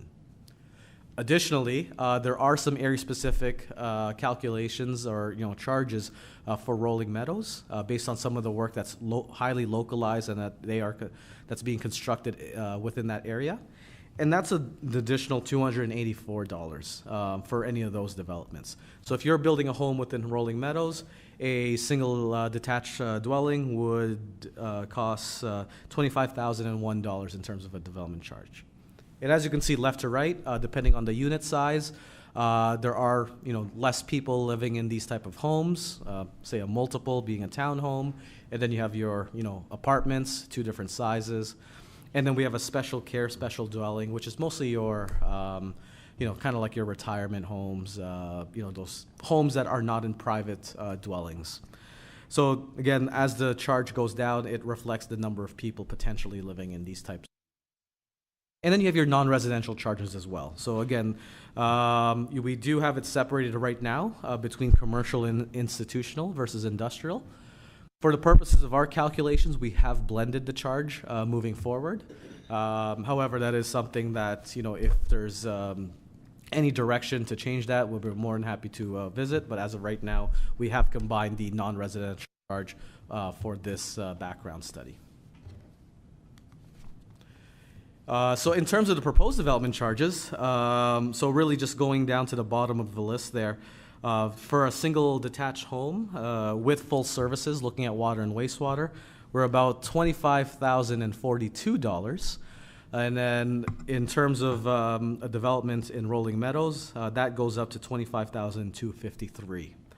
As you could see, the charges going from left to right, again, as the unit size gets smaller, the corresponding charge also reduces based on the assumed number of individuals living in those types of units. In terms of the non-residential charges, for a combined industrial, commercial, institutional, we're looking at $8.67 per square foot, again, for all-in with water and wastewater services. And then within Rolling Meadows, that's an additional 9 cents, so that gets us to $8.76. I apologize for the size, but in terms of the rate comparison between your current charges and your calculated, as you can see, just looking at the that second subtotal from the bottom, you are going from $24,717, and your new charge goes up to $25,042. So essentially, a difference of roughly $300 and change. And then in terms of the the charge with Rolling Meadows, we're going from $25,001 to $25,253. So essentially a $252 difference. Keep in mind that since Bill 23 is still active, these charges will be phased in. So that $25,253, the $25,042 would actually result in a calculated charge of $20,033 in that first year. Again, this is subject to Bill 185 coming into effect. And then with respect to non-residential, as you can see, we have the two different rates. So just looking at the second subtotal from the bottom, at $11.09 from the commercial institutional, and then the $3.67. If we were to have a blended charge, it is $8.67 all in. And then you can see with Rolling Meadows, it goes from $11.22 and $3.70 to $8.76. And just keep in mind that $8.67, which is your citywide with the urban charges, that would be phased into $6.94 in the first year. Again, pending Bill 185 coming online. In terms of your comparators between the local municipalities within Niagara region, you can see that you are currently right in the middle. And with these changes, you essentially don't move in terms of ranking. With the fully phased-in rates, you're essentially staying in these same spots you are with respect to the rest of your peers. The only difference would be if you are phasing in your charge to that 80% calculation, until Bill 185 comes into effect, and if those mandatory the removal of the mandatory exemption, the removal of the mandatory phase-in, gets implemented, then really you are going to be a bit less than Grimsby, but still higher than Niagara Falls. And that's what the hatch line represents on your proposed calculated charges, which is in the gold arrows. Now, just to explain the graph, it's hard to see, but essentially the very bottom of these bar charts, there is a green sliver just before the gold color. And that's actually the education development charge. So across Niagara, everyone pays the same education DCs. The gold is the regional DCs, which is, again, similar across all municipalities, except Wainfleet, because there is no water and there is no wastewater service within that municipality. Therefore, they do not pay the water and wastewater DC. And then the blue, as you can see, those are the lower tier, which is yourselves as well as your peers. And then anyone with the hatch line, that is the mandatory phase-in. So what I am showing you here is if they are fully calculated and fully implemented. However, to properly assess where you currently are now, you would have to remove the hatch lines and then reorder the bar charts to see where everyone else lies. But again, for fullness and for transparency, I'd like you to see where you would be at the end of the mandatory phase. In terms of the commercial, again, moving from a separated charge to a blended charge, that now moves you just underneath Fort Erie from where you are currently. And again, as you can see, going left to right, we have Lincoln, Welland, Pelham, and then Niagara Falls, and then yourselves, and then everyone else to the right-hand side of the bar chart. And then in terms of industrial, again, looking at the same type of axis, you are currently right now on middle right of the comparators. However, again, going to a blended charge, then that would have your charge for industrial move middle left. So you'll still be underneath Pelham, Niagara Falls, and Lincoln, even at the fully phased-in rates. And That concludes my presentation. As I mentioned, we are looking to be back here on May 28th for council's consideration of the bylaw. And then if there's any questions, I'm more than happy to answer them.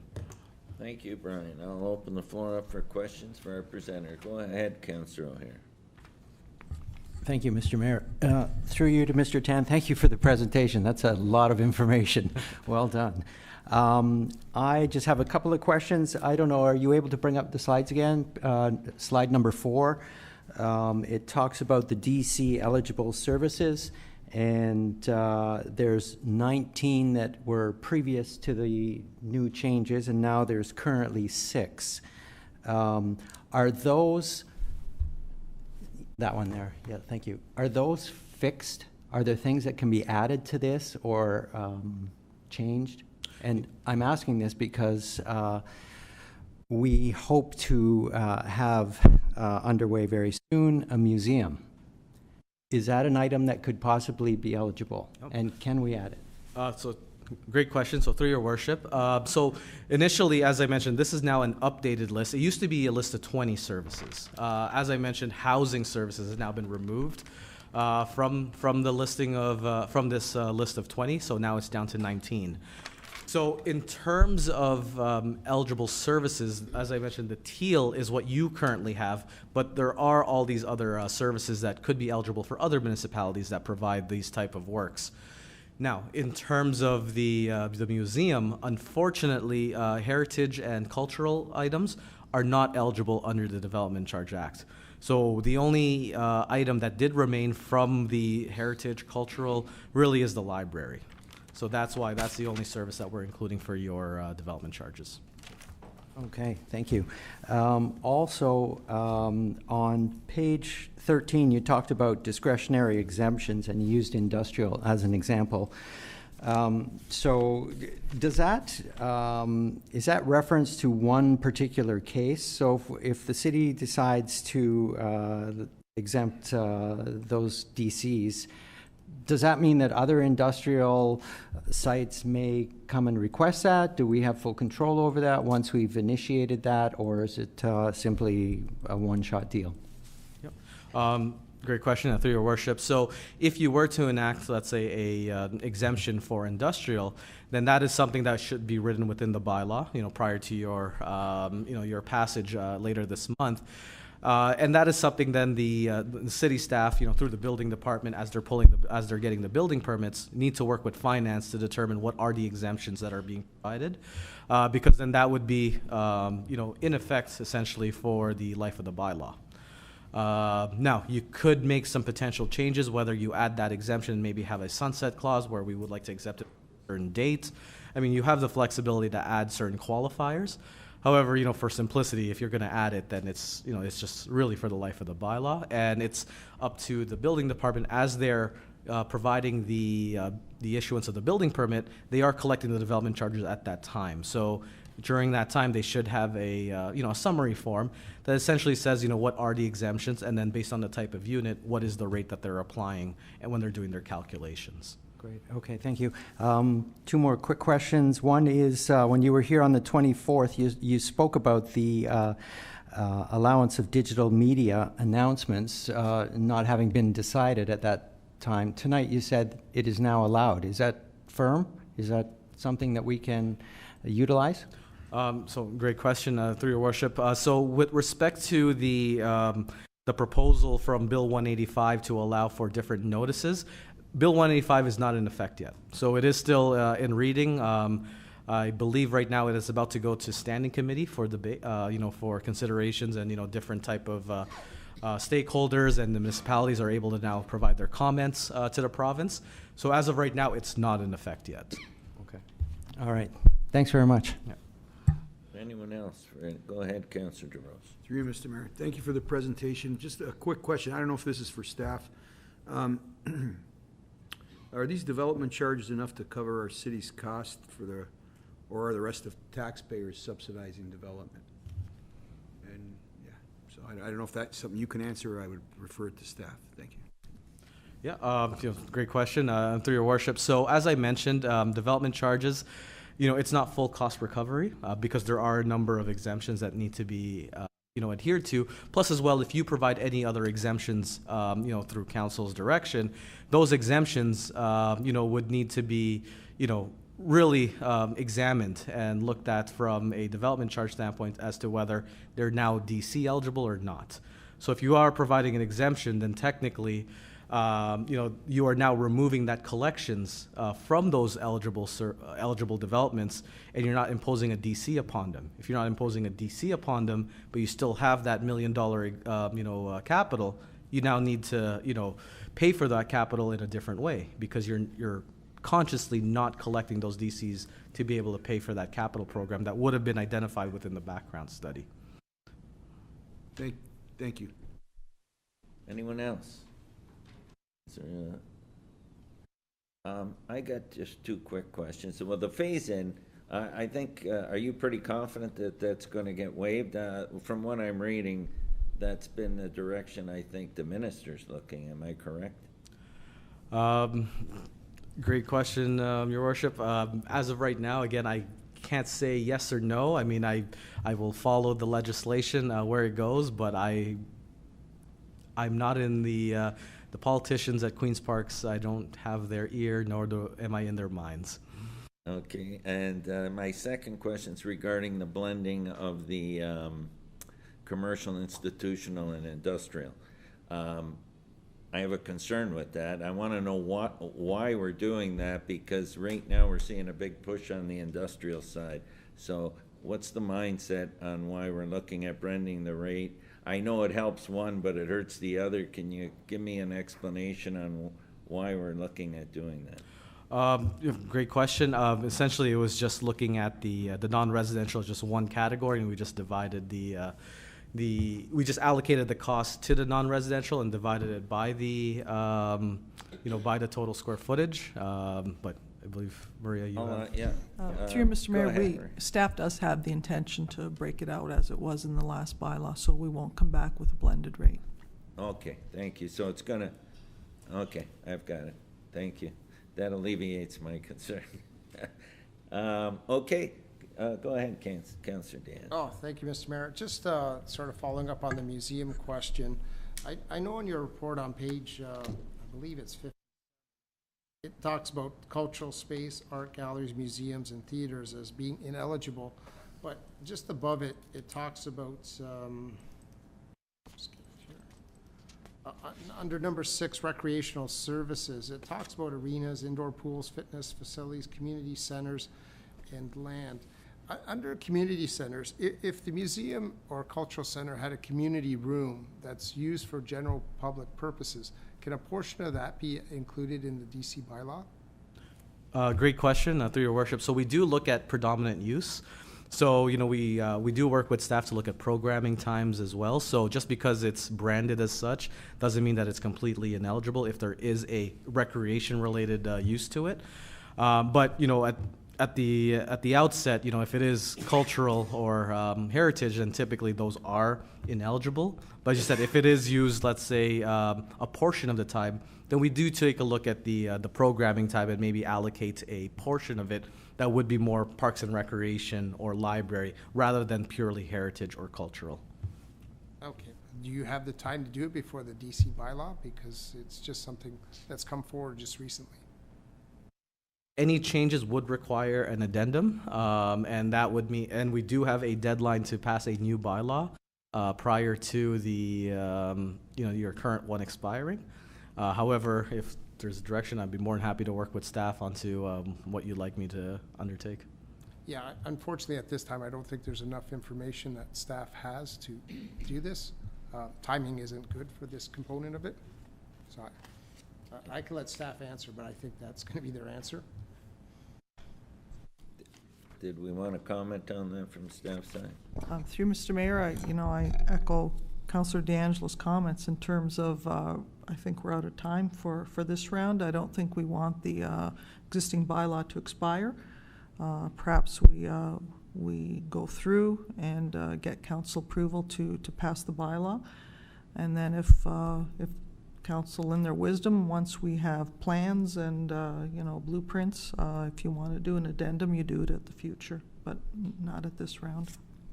Thank you. Okay. Go ahead, Councillor Longo. Thank you, Mr. Mayor. Just a quick question to Mr. Tan. You mentioned you had stakeholder engagement, and I understand, I don't know if there's anybody here to speak from any organizations or anything, but I wonder if you've had any objections or pushback from any individuals, corporations, or organizations to this point? Yep, great question. Through your worship, during our stakeholder meeting, again, back in April, I don't recall any questions actually being provided, other than just some questions of clarity. Okay. Are we done?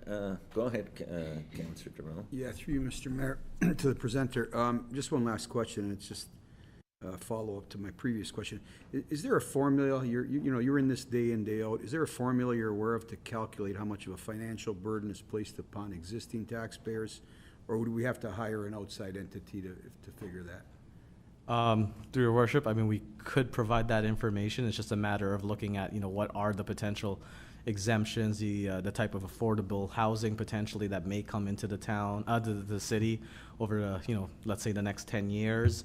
And, we could undertake that type of calculation. Is that an extra expense? Would that be inclusive of what you're been hired to do? As of right now, it was not part of the scope of the. Thank you. Okay. Okay, I want to thank Byron Tan, and thank you for your presentation, and we look forward to working with you in the future. Are you back at the next meeting? Yes, I am. Okay, we'll look forward to seeing you one more time. Thank you. Registered speakers. At this time, is there anyone online or present in the chamber who wishes to speak on the applications? Is there anyone online? No one online. I'll ask one more time. At this time, is there anyone online or present in the chamber who wishes to speak on the application? Through you, Mr. Mayor, there is a hand up. I'll let the individual in. Okay.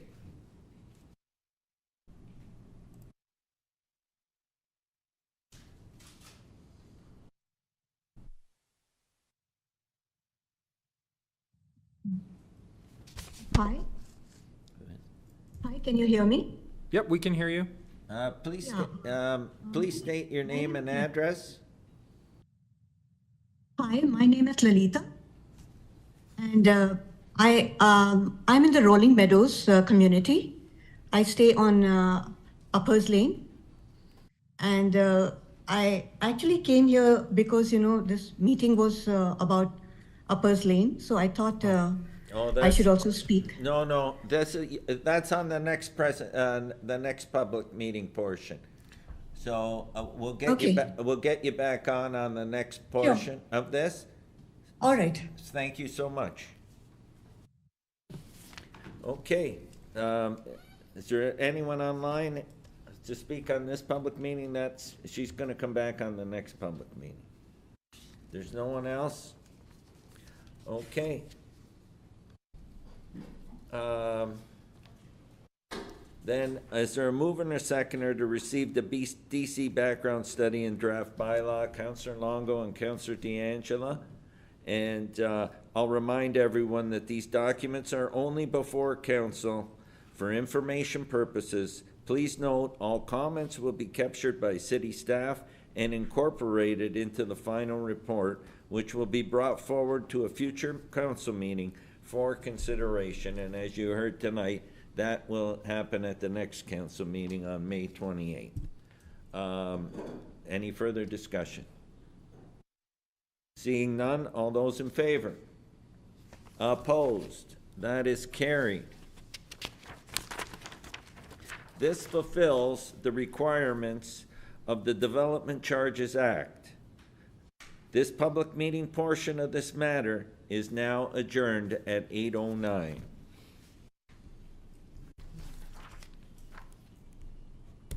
Okay, we move on to the next statutory public meeting under the Planning Act. I'll call to order the public meeting being held pursuant to the provisions of Section 34 of the Planning Act as amended, respecting the zoning bylaw amendment and official plan amendment for Uppers Lane. Applicant presentation. I'll call on Emma West, Bosefields, Nathan Jameson, Stantec, and Jonathan Chang and Calvin Lance from Strikeman Elliott LLP for the applicant presentation. And up first is Emma. Am I correct? Okay, the floor is yours.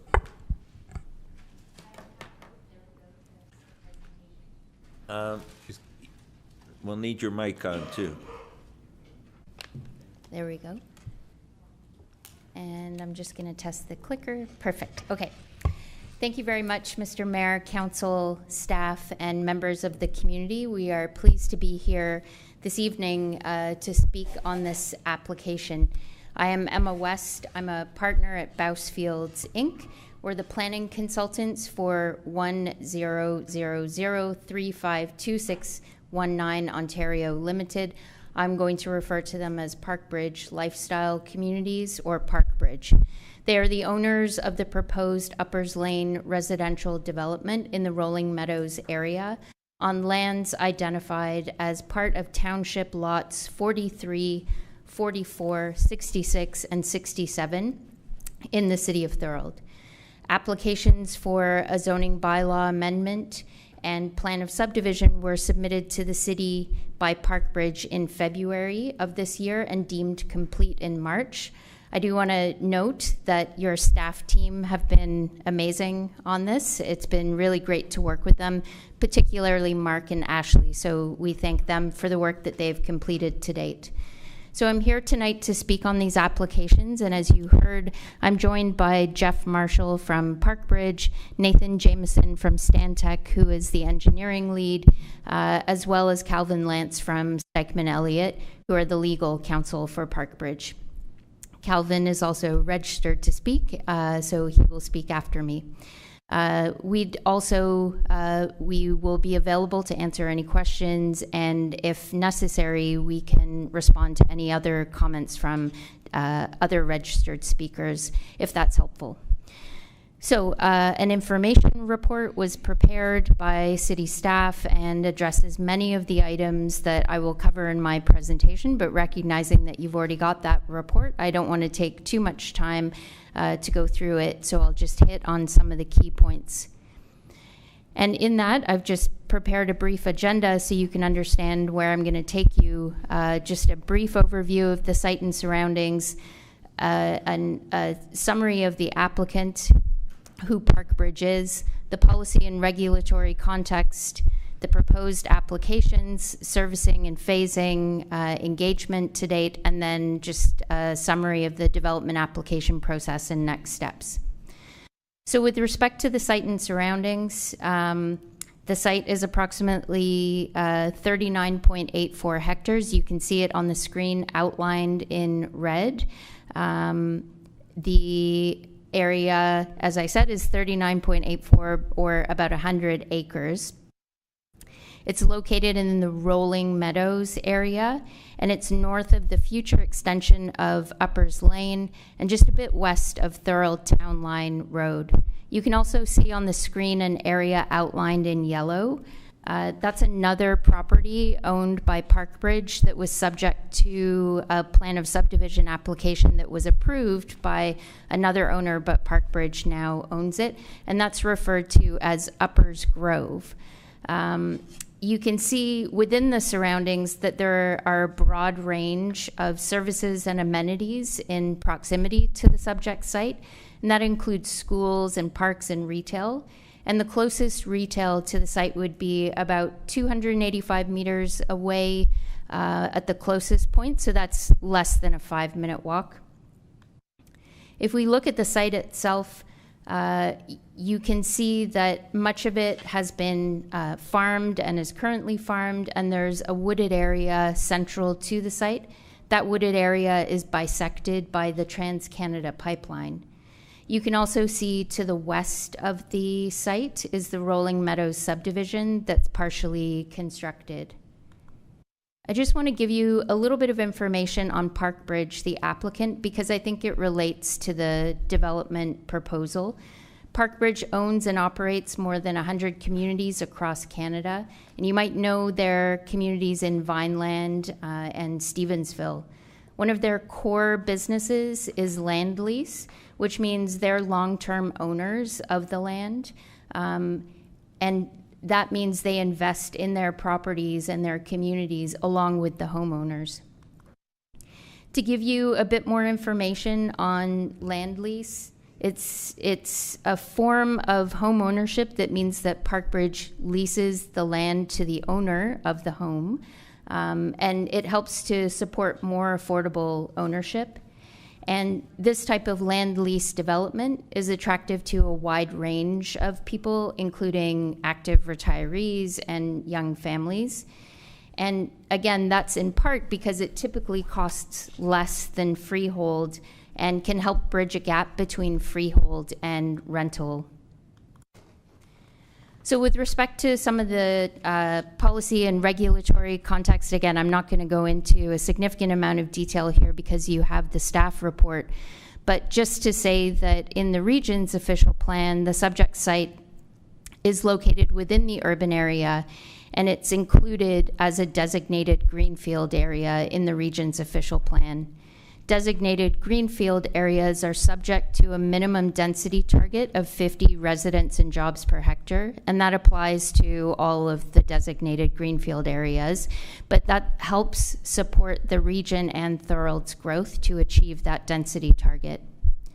With respect to what applies in the city's policies, the city's official plan, and specifically the Rolling Meadows secondary plan that applies to the site, designates the site as residential and environmental protection. So you can see that as the yellow and the green under the outline of the subject site.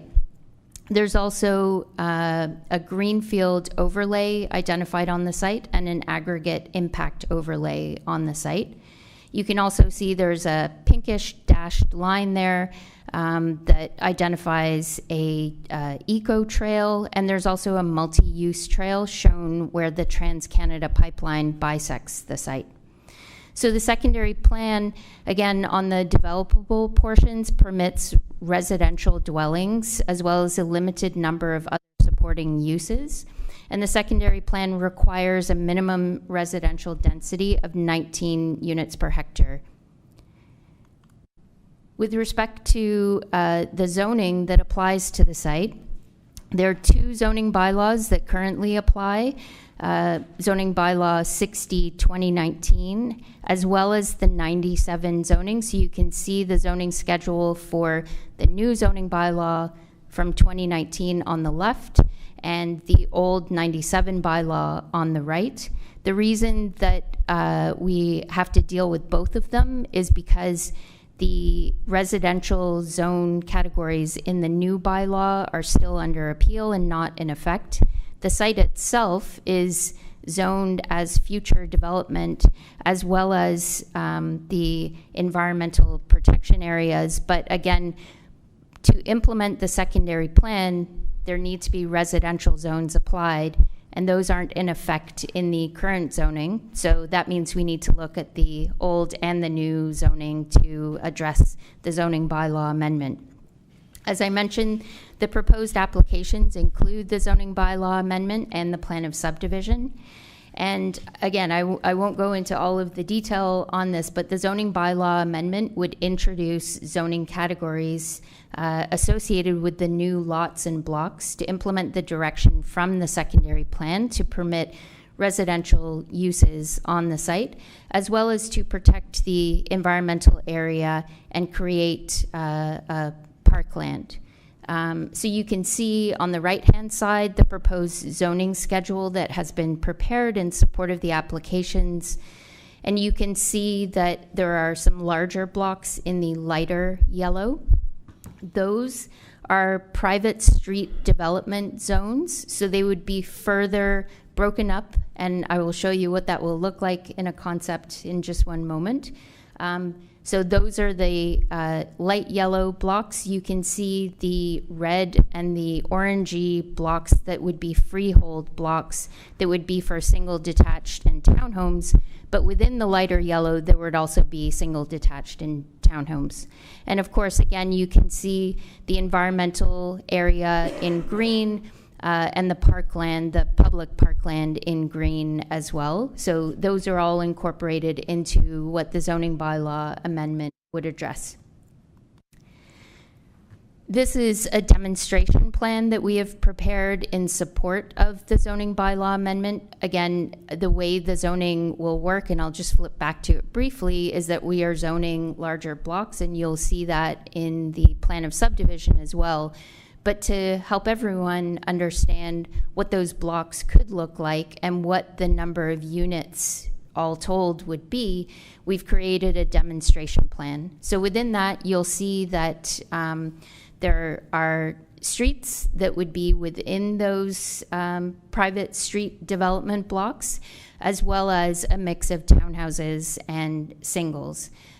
Altogether, this demonstration plan provides for 603 units with a mix of the singles and the towns. And again, it's protecting about 11 hectares of natural area and provides a 1.4 hectare park. You can also see that there are new public roads proposed and new private roads that would be in those private street development blocks as well. So that this drawing highlights where those new public streets would be in the pink. There are two new local roads, one in the north half and one in the south half.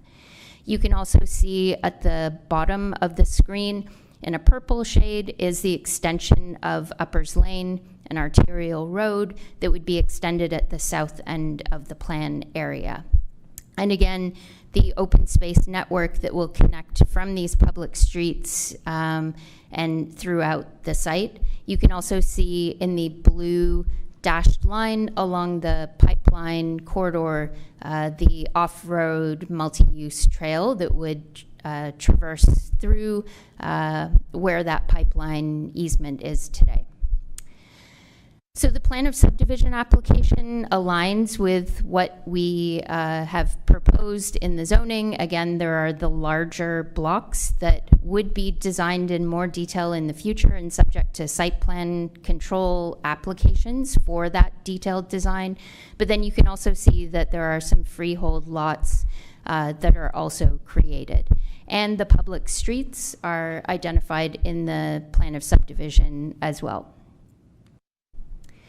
I'm just going to touch briefly on how the site will be serviced, and of course Nathan can answer any questions on this, but sanitary servicing can occur through a connection and an extension to the proposed sanitary sewer to be installed in the adjacent Uppers Grove subdivision. That's the one that Parkbridge owns to the south and west, and that would outlet to the Barker Parkway trunk sanitary sewer. Water service will be through a connection and an extension to the proposed water main, also in that Uppers Grove subdivision, as well as the Rolling Meadows subdivision, through an extension on Venture Way. Storm servicing will be through a connection to the proposed storm sewer to be installed on Rolling Meadows and outletting to future Pond D. And then just briefly to touch on the phasing that's proposed. The site is proposed to be developed in 3 phases. You can see those on the screen, with phase 1 in yellow being the first phase. That would have approximately 147 units in it. Again, that's subject to the detailed site plans that would be prepared for those larger blocks that would be in phase 1. And then phase 2 is at the north end in the orange. That would have about 271 units, again, subject to that more detailed site planning exercise to confirm the number of units. And then finally, the third phase is in purple at the south end of the plan area and would have about 185 units in that area. I'm going to touch briefly on engagement. In support of these applications, Parkbridge has conducted community and stakeholder engagement. An applicant-led community meeting was held by Parkbridge on April 25th. Key stakeholders have also been contacted, including attempts to coordinate with landowners in the surroundings. And in part, this is because we are aware through the other Parkbridge subdivision and the conditions associated with that we expect that the city will provide a cost-sharing condition for the plan of subdivision, similar to what was provided in the Uppers Grove subdivision. Parkbridge has reached out directly to the adjacent owner to discuss cost sharing and to just coordinate on some of the details. There has been some information provided by that owner recently, but as far as I understand it, we need a bit more detail on that matter and further discussion. So in support of that, we're actually requesting that council and staff consider alternative methods of cost sharing for this application in the case that there could be a delay of the much needed housing that would be provided through this because of coordination needed around cost sharing. Finally, with respect to the development application process, as you all know, this is a 6-stage process. We, as you can see on the screen, are at the 4th stage here, so we're at the statutory public meeting with the opportunity to hear comments, but that no decision is being made at this point. We know that there will be a recommendation report that incorporates all of the input and comments from the community, from you all, also from commenting staff and other agencies. And then finally, that recommendation report would be brought forward to council. So that is the end of my presentation. I'm going to hand it over to Calvin Lance, who will make a few remarks. And then again, we're really happy to answer any questions or clarify anything. Thank you so much, Emma. Okay, good evening, Your Worship and members of council. My name is Calvin Lance. I'm the lawyer representing Parkbridge in this matter. Ms. West has done the heavy lifting tonight for us, and I'm not going to repeat anything that she spoke to. I think she's told a compelling story here. The purpose of me rising to speak this evening is really to underscore one of the points that Ms. West spoke to, and that relates to cost sharing. As she had indicated on the Upper Grove matter, there was a condition imposed saying that prior to any approvals being finalized, a cost-sharing agreement be entered into. And it's all very well and good that a cost-sharing agreement be entered into, but it's difficult to force people to agree. And the difficulty here is you can't force third parties to agree. In our case, we have made attempts. The attempts go back as much as 2, possibly 3 years, where there have been requests for information, requests for meetings. I understand there's some movement happening now where some information is starting to flow relating to the preparation of a cost-sharing agreement. We anticipate in the context of this application and probably through the conditions of draft plan approval that there will be a requirement for a cost-sharing agreement. But we would encourage staff and council as well to consider some alternative language, perhaps along the lines of making reasonable efforts to make a condition of approval, the entering into a cost-sharing agreement with a third party that cannot be compelled to sign the agreement. You know, it has the effect of creating a de facto transfer of the approval authority to a third party. We can't move forward with our project without their approval on the agreement. It's going to hold up the development, and that's not in the public's interest given the housing shortage we have. So we're alive to this issue. We wanted to bring that to council's attention. It's just something that may need to be addressed. Like I said, we are having more discussions with them. The information is beginning to flow, and perhaps, and with any luck, we'll have an agreement signed, and this issue that I'm raising will be moot. But if not, we may need to revisit it with some revised wording of how a condition could be framed. I don't have that wording here today, but I think it's important that we just acknowledge that that issue is lingering out there in the wings. Those are my comments. Thank you. Thank you, Calvin. And now I'm going to open the floor up for council to ask questions to either of our presenters. Are there any questions from council? Go ahead, Councillor O'Hare. Thank you, Mr. Mayor.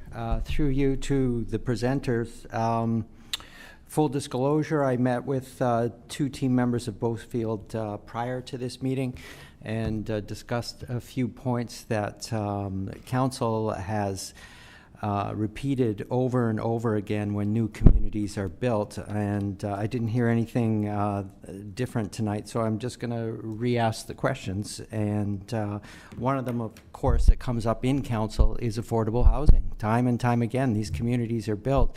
We don't really need million-dollar homes anymore. I know this is a project where the house prices are going to be lower. They're still going to be well out of range for a whole group of individuals. So once again, I'll ask, is there any way that you have been able to come up with a way to perhaps donate a parcel of land to an organization like Habitat for Humanity, or perhaps build a low-rise affordable housing to provide those needs in our community as well? Good evening. Jeff Marshall with Parkbridge. Good evening, Councillor, Mayor, Council. Thank you for the time tonight. Yeah, it was a very positive discussion we had last week. Happy to explore more options related to that. We're early days. We are new to your community. I think right now with these 2 applications, these are very early days where we're just sort of here setting up the framework for residential development.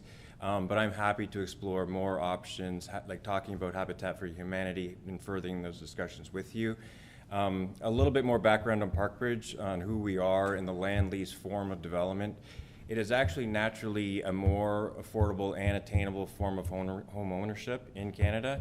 What's happening is basically if you were to compare a freehold house, apples to a leasehold house, you're generally going to find that the purchase price is going to be 25 to 30% less than the freehold house, because essentially you're just not buying the land. The way that gets paid for is then through a monthly land lease payment. But the benefits of that is then, you know, if you're struggling and you're first-time home buyer, you don't have to come up with that whole 100% of that down payment. It's going to be a 30% less of that down payment. So I like to say this is a sort of a bridge in the home ownership between rental and freehold ownership. It's sort of that half rung on the property ladder. When you're in a land lease home, the home is yours and you own that home, and any of that gain on equity is all of yours as well. So typically our demographic is early young families, first-time home buyers, and also a senior demographic that then do like to, you know, sell the family home and then pocket a lot of that cash and put it in the bank and feel more comfortable that way, and then buy a land lease home. So it is naturally a more affordable way of home ownership. We tend to be on the more modest side of things in terms of product type. Our homes are going to be in the range of 1,400 square feet up to maybe 1,800, maybe 2,000, but we are not interested in building 3,000 square foot homes for anybody. We're just obviously target this sort of, you know, demographic to make it more affordable, more attainable for Canadians and investing in Thorold. So that's what we're here to do today. I'm happy to explore other options. We have a lot of land here. We are new to this community. I'm not personally. I have a long history in Thorold, but yeah, we're just excited to be here and happy to just further discussions with Mayor and Council, all of you. So, thank you. Any further questions? Councillor O'Hare, you're done? Go ahead, Councillor DeRose. Yeah, thank you for your presentation and presence tonight. Just a quick question. You stated in the presentation you own over 100 communities. Mm-hmm. What is your eviction rate percentage? Very low, very low. Can you give us a number? I don't have that number at hand, no. Okay, thank you. Do I have anyone else that has a question? Go ahead, Councillor DeAngelo. Oh, thank you, Mr. Mayor. Yeah, your plan looks exciting, and it's a little different the way you're bringing forward the type of housing. Some of the questions I have is, I'm just looking at, I know some of it's going to come forward in the site applications, but just there's the, I'm looking at the slide that sort of, if you want to throw the slide up there, I don't know what page it's on here, but page 17 of 26. Yeah, that one there. There's like a natural heritage area. There's the pipeline there. I know this is getting more into specifics, but like, will there be trails that connect some of the homes that are in the Street C to up Street A where there's a park? Like, is that something you're looking at Yes. doing? And then also having a parking by the park so that vehicles can park there, so they're not impeding traffic. Like, are those things that are going to be looked at in more details as you do the site plans? On the natural heritage piece, that's an easy one for me because the way we look at amenities in these type of communities, trails is a big thing for us. We have active agers oftentimes and sort of younger families that just want to get outdoors and with the strollers and everything like that. So we look to explore as many sort of trail connections as possible, working with the conservation authorities and necessary environmental people. But we definitely would like to invest and put in just sort of some trails within that community. We always often then locate the park right next to the woodlot as well, so you're getting some benefits there too. And That's excellent, because I think when you look at the whole subdivision, and I'm trying to get a picture that you can bring up. I know we've had some discussions with another developer who came at a public meeting in the far southern corner. He's looking at putting some commercial. So to me, you have to make this a walkable community, and there's different builders, different developers, and I think everyone's got to work together to make that happen, because you can't just put fences up, do your little square, and then not expect others to get to certain areas. So to me, that's very, very important. So I don't know if you want to have more meetings with individual councilors or if you want to deal with council as a whole. There's ideas that need to come forward, and more of it's going to come forward as we get to detail. But I'm just hoping to plant the seed so that it happens, that everyone's working together in the Rolling Meadows area. Sure. No, and I can answer that one as well. I'm happy to your recommendation on that, sitting with council, sitting with staff, seeing what your recommendations are and what your needs are for the community. But we do develop, we hire the best consultants. We do believe in walkable communities. It's best for our residents. The piece that I didn't touch upon for what a land lease community, why we're sort of different than your conventional builder, we as Parkbridge are here to stay. So when we invest in an area, we're the long-term landholder. So when we look and design a community, we design with care and we execute with care, because we retain this asset within our portfolio. And so sort of taking shortcuts or anything like that, you're not going to see that from us, because we are here for the long haul. And when residents are upset with something that doesn't work right in the community, you know who they call? They call me. So I am looking to avoid those type of things and just sort of design the thing as best of our ability. So Emma did touch upon sort of basic planning principles of a 5-minute walk. We do have the schools, there's retail already planned within the area. I am in contact with the other developer you spoke about, and I'm trying to develop these relationships so we can develop something comprehensively together. So. If I could just add. Sure. I think this one is helpful to see how the road network in the north half of the plan that we're talking about today is connecting through the broader area. So, Venture Way gets connected, but it's a bit hard to see on the screen here, but in the other Parkbridge parcel, which is just beside the green wooded area, there's a north-south street that connects to where you can see the stub of the pink connecting in. And then that also connects into the pink sort of reverse L-shaped street in the south end of the plan that we're looking at today. So I think that helps with the walkability and the connectivity, because it's all a part of a connected road network, and people will be able to walk on the roads, but there will also be trails and off-road connections as well. The other thing to point out is on the west side of the north end of the plan and the west side of the other Parkbridge site, there's a hydro easement there, and so there are lots of ways that people can, find their way on foot to connect to places in the broader community. Yeah, that's exactly what I want to hear, because there's a lot of opportunity there. And even some of the road networks, to make sure that if we're going to put some wideness in there for cycling, that it's done in advance, not later. Thank you. Thank you. Councillor Hanley.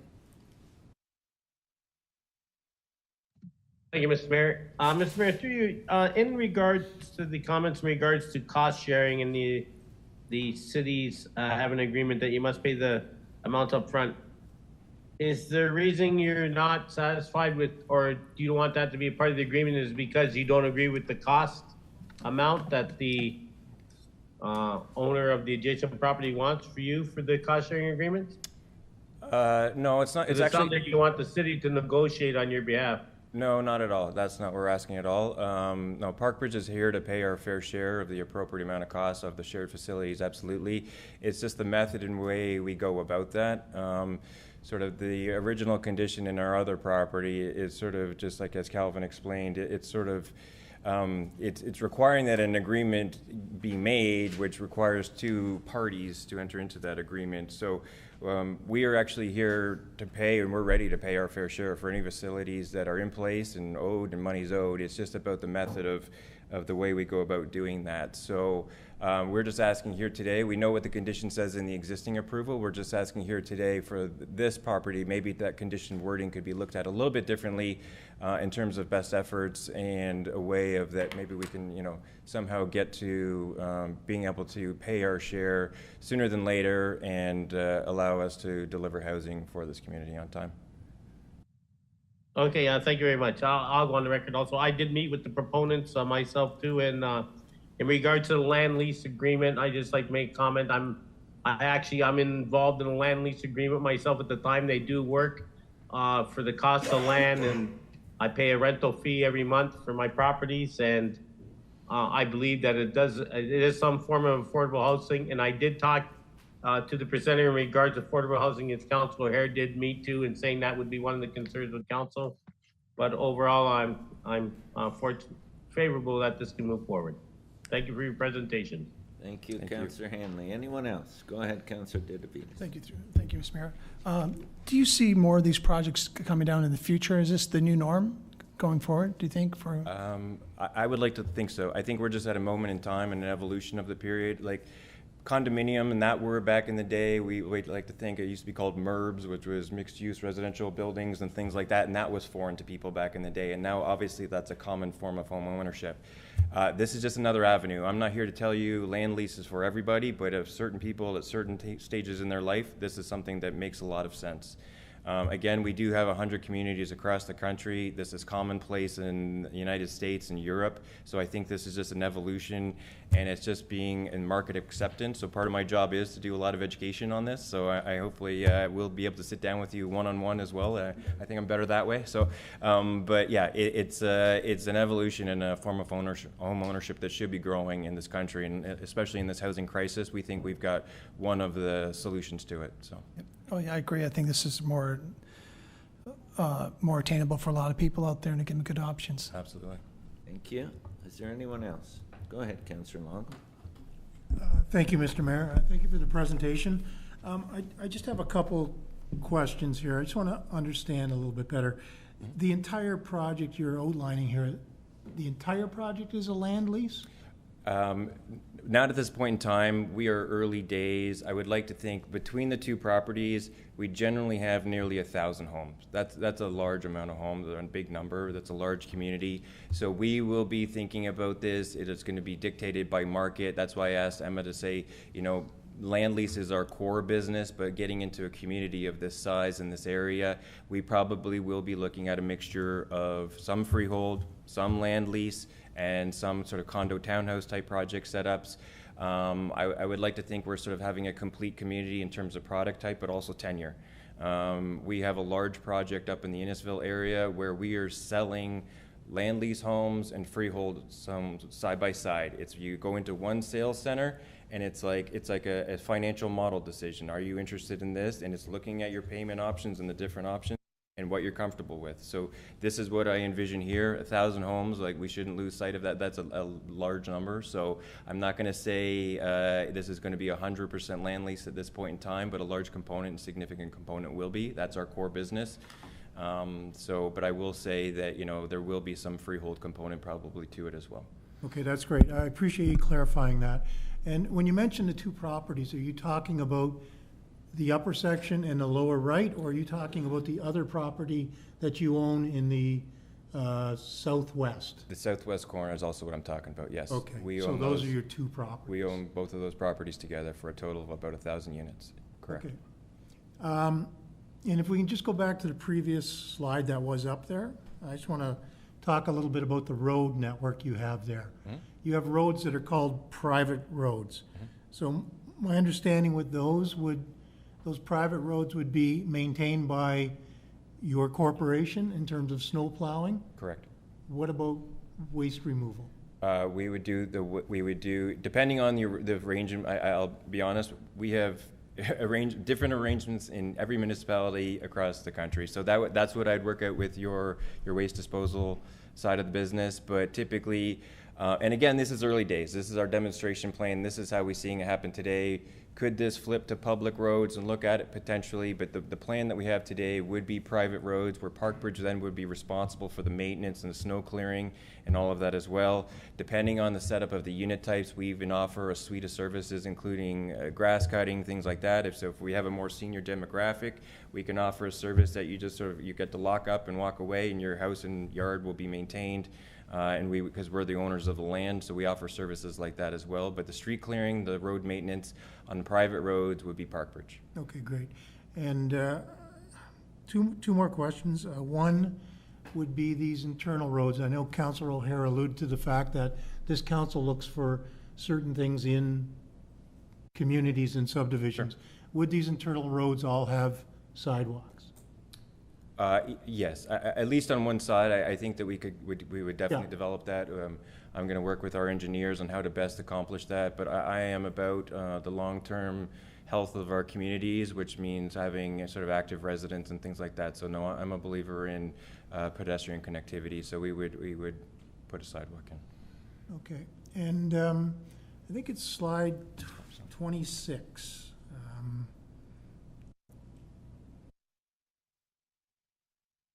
Oh no, 26 is the full amount. Just let me find it here. It shows the initial build out. It seems like you're doing, it's slide 18.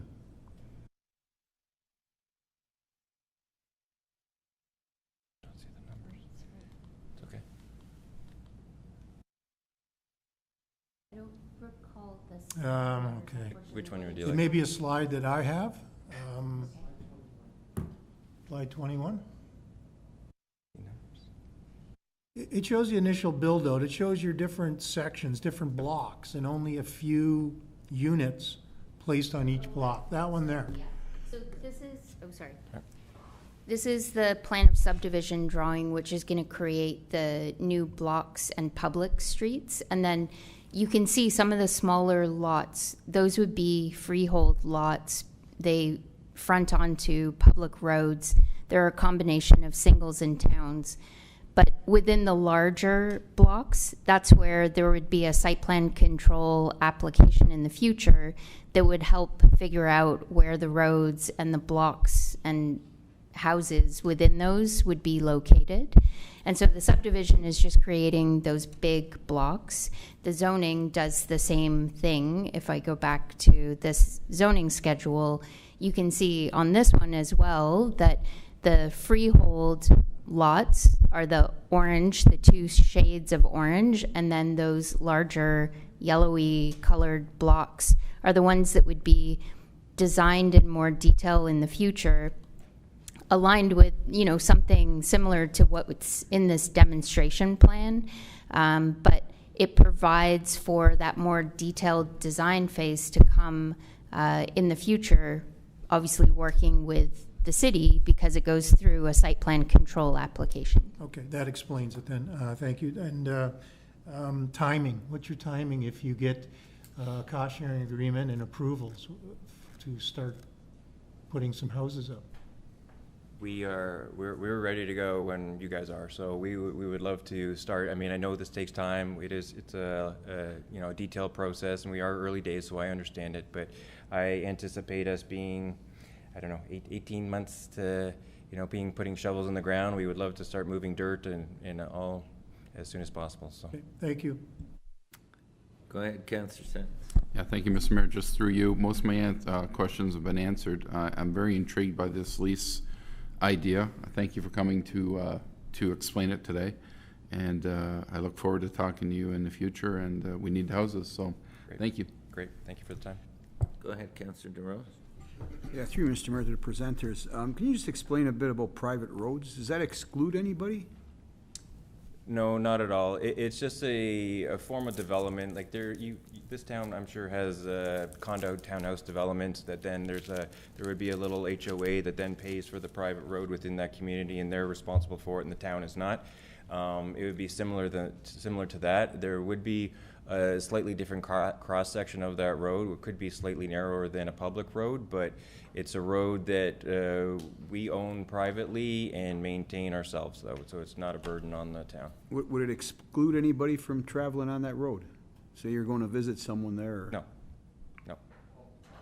Mr. Dunsmore has his hand up. An example of a private road, similar to what they're talking about, is that condominium out on Richmond Street.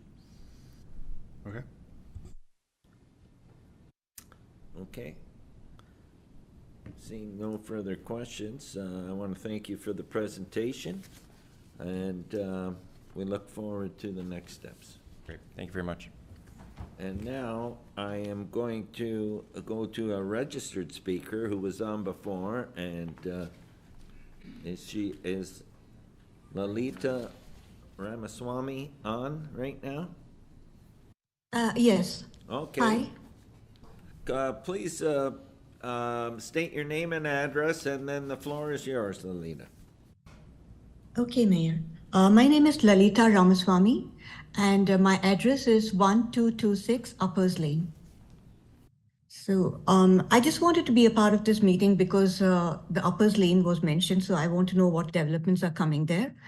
And moreover, when we bought this house, they also said that, you know, like there's going to be a village square, and there are going to be schools.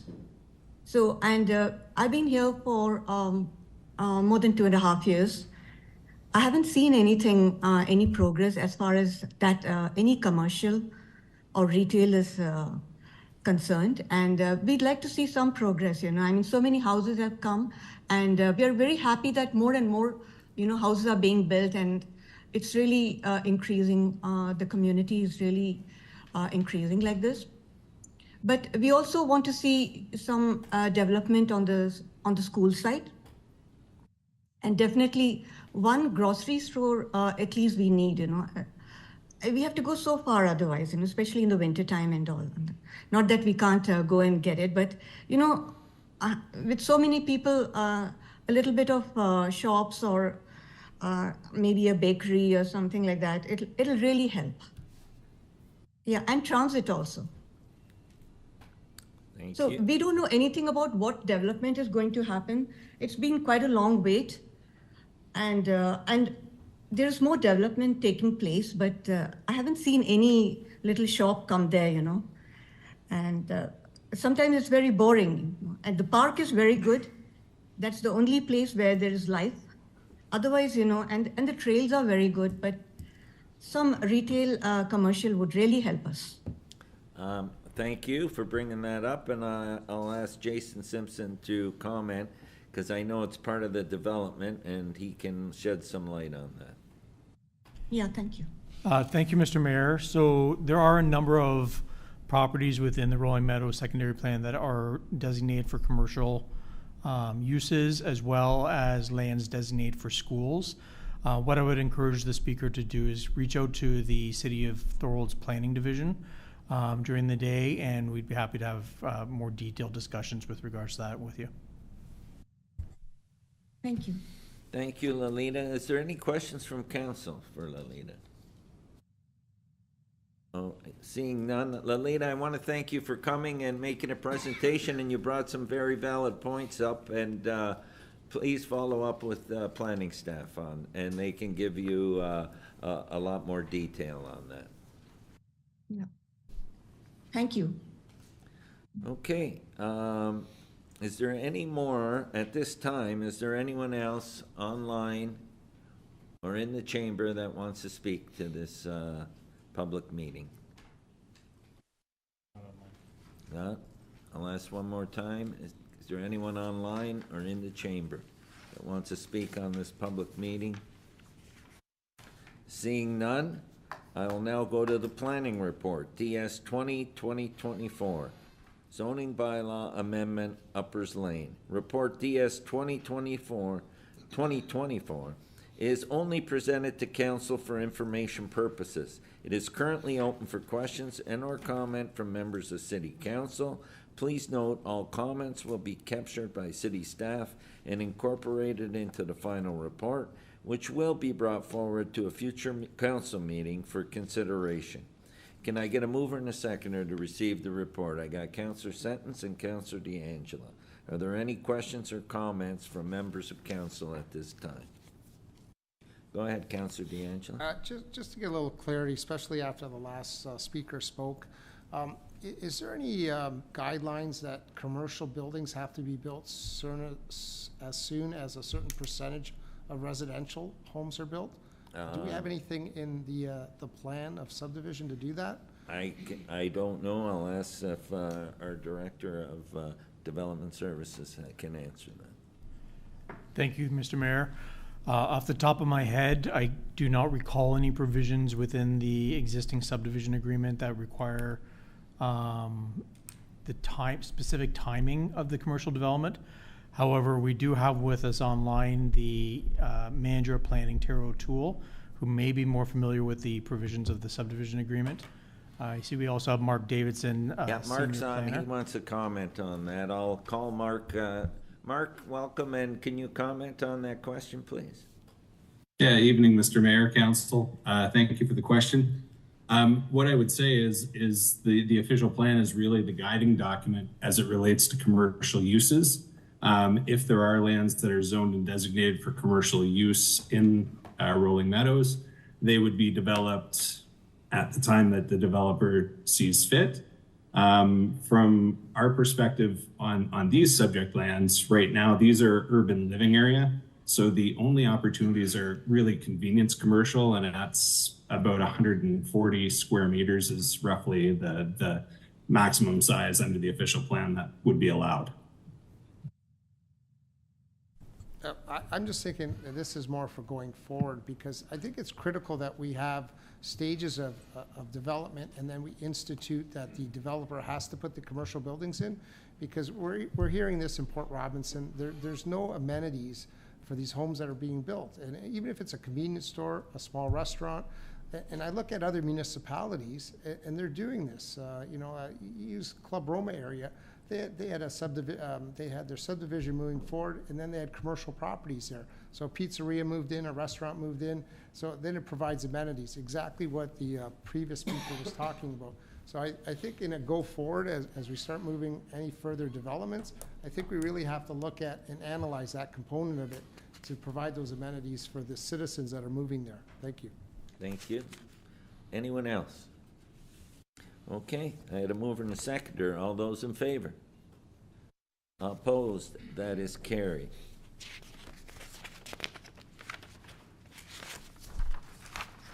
This fulfills the requirements of the Planning Act pursuant to Section 34. The public meeting portion of this application is now adjourned at 8:58 p.m.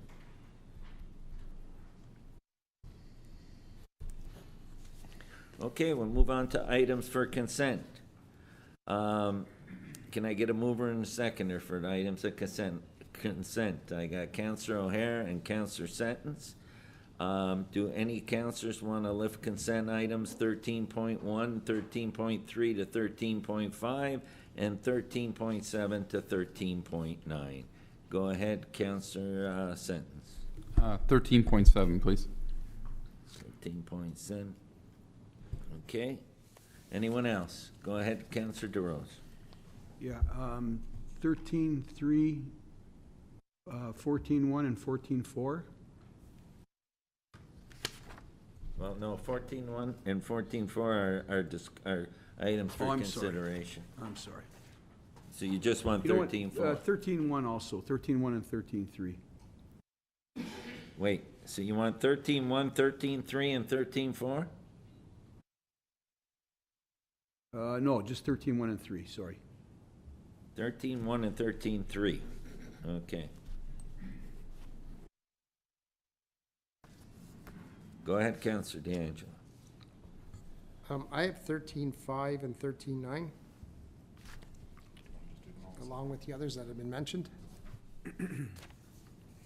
Okay, so we got a mover and a seconder. We'll go through them one by one. 13.1, Road Safety Advisory Committee Resolution concerning the Heart Niagara Bike Rodeo. Go ahead, Councillor DeRose. Yeah, just a question to the Finance Director.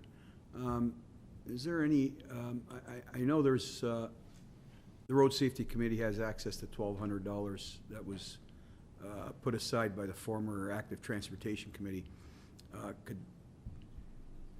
Is that usable for the Road Safety Committee for the bike rodeo, or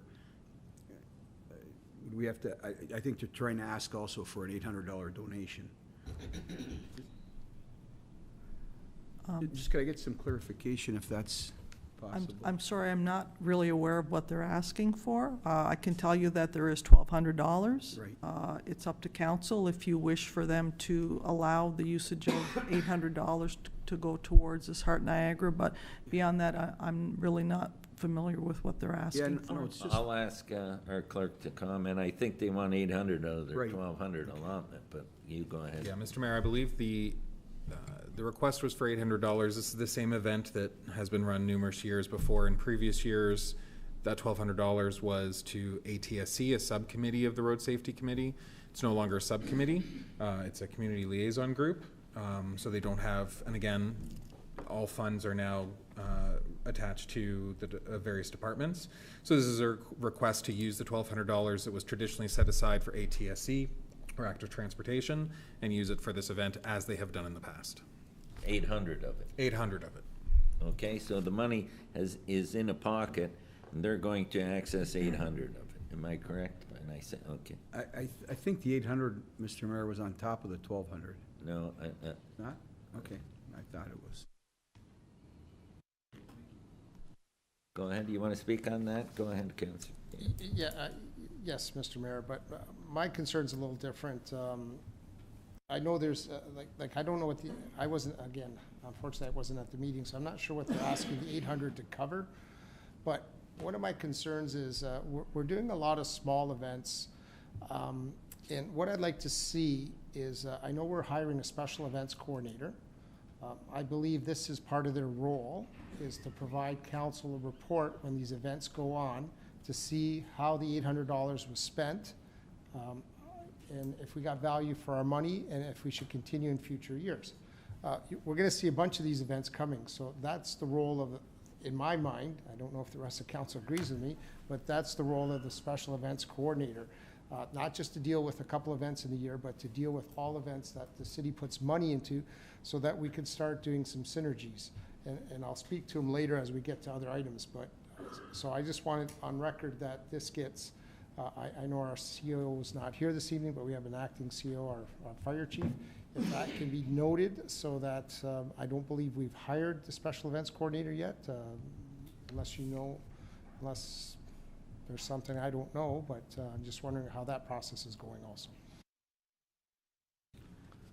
Go to Jeff or Dave. Dave's here. Dave, go ahead. Do you want to speak on that? Thank you, through you, Mr. Mayor.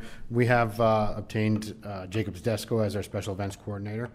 He's just transitioned out of his current role to from the program coordinator, programmer sports fields, to his special event coordinator role. So, okay, so now we do have a special events coordinator. This is what Correct. I'd like to see, is a report coming back from that coordinator describing some of the benefits of this, so we have a better understanding. That's my opinion, but I don't know how the rest of council feels on that. And Mr. Mayor, I don't expect it for this one, this particular, these ones that are coming forward, I expect post reports, not prior reports. Prior But moving forward into the future, next year, I see that special events coordinator coming forward with a budget, with a list of the events that have been, reports have been done post, so that we can see how we're spending our money, how effectively it is, and what can be done going into the future. And I'll let the clerk speak to that. Yeah, and Mr. Mayor, I think this is a different one where it's a little bit of a holdover from when you used to have subcommittees that were running events, and that's no longer the case. And I think what we could look at for the 2025 budget is perhaps to move this particular line item into the community grants fund, and then that's where you would see this come through, because this is a community group that's looking for money to fund a community event rather than a city-run event. So we could look at that going forward for the new budget. Okay, thank you. Okay. I had a mover and seconder. Did you want to speak on that, Councillor O'Hare? Thank you, Mr. Mayor. Just briefly, I just want to say that as a child, I took part in a bike rodeo. I still have memories of it. Here we see that there were 300 Thorold kids that took part last year. Perhaps it's going to be more. We have the money set aside from something else, so we don't have to dip into anything. I fully endorse this and support it. So, thank you. Thank you. Okay, we had a mover and seconder. All those in favor? Opposed? That's carried. 13.3. Bill 37, 2024 Fireworks and Pyrotechnics Bylaw. Councillor DeRose, you pulled this? Yeah, I just wanted to ask, through you, Mr. Mayor, I just wanted to ask staff, what's really changed? I looked through it, but there was no, I don't know the difference of the proposal to the past bylaw. So could I just get a summary of what's changed? Thank you. Yeah. Okay, and I'll ask Chief Dixon, or Acting CAO. Through you, Mr. Mayor, to Councillor DeRose. Basically, I added the pyrotechnic part to the fireworks bylaw. Our current bylaw that we had previous didn't touch on a lot of these little items, and the other section I added was the piece with other events have to be approved by the fire service. So if you have special occasion events that are happening, they still have to come and get permission to have the fireworks. How does that affect just a family, if you live out in the country, family firework night, 20 minutes of fireworks? They have to follow the bylaw and on the certain dates that they're allowed to have the fireworks, but they still gotta have approval. How long before the event would they have to? It says in the bylaw, I believe it was 48 hours.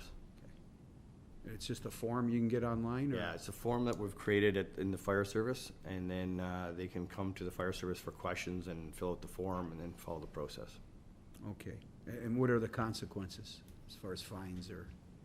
Well, the problem we were having with fireworks in the city of Thorold, I've had other councillors come to me and talk to me regarding them, is that our situation, it usually becomes a noise bylaw.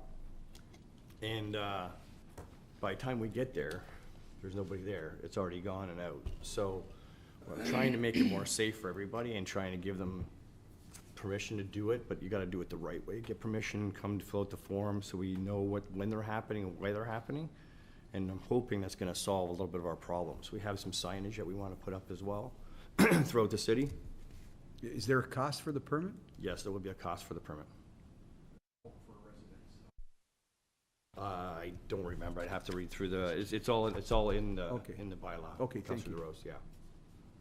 Okay, so it's in our fees for Mayor. It's in our fees for services bylaw as well. So we have a mover and a seconder. Oh, you want to speak on that, Councillor DeAngelo? Yeah, I just want to ask our acting CAO or fire chief, this will have no impact on the Canada Day celebrations in terms of the fireworks that are held at the park? No, but it's Canada Day, through you, Mr. Mayor, the Canada Day celebration is one that brought it to light because we've worked with them the last several years and go through the process, get the inspection done, make sure it's in the proper area. That's the pyrotechnics piece where it was never addressed in our bylaw before. So I'm just trying to capture it all. Other municipalities, they actually have fees for those services. and permit fees for those companies that put on those things. Ours does not have that system in place. Didn't have enough time to get to that process. I'm just doing the individual fireworks fees for service right now. But yes, that is all part of this process. Okay, thank you. Go ahead, Councillor Meyer. Thank you, Mr. Mayor. Through you to Chief Dixon. Thank you very much for updating this. It's great. It's very clear, very concise, what needs to be done. And just a couple of points. One is, can we ensure that this requirement to have the permit goes out onto social media prior to any dates where fireworks will be set off, so people are aware of it? Because I'm sure a lot of people don't know it's required. So if we can put that on our website, maybe we'll have a digital bulletin board advertising it at some point, but we need to get the word out that it's required. Part of the concerns that I have heard are when the fireworks go off and affect neighbors, do damage on someone else's property. As we know, this is occurring at night.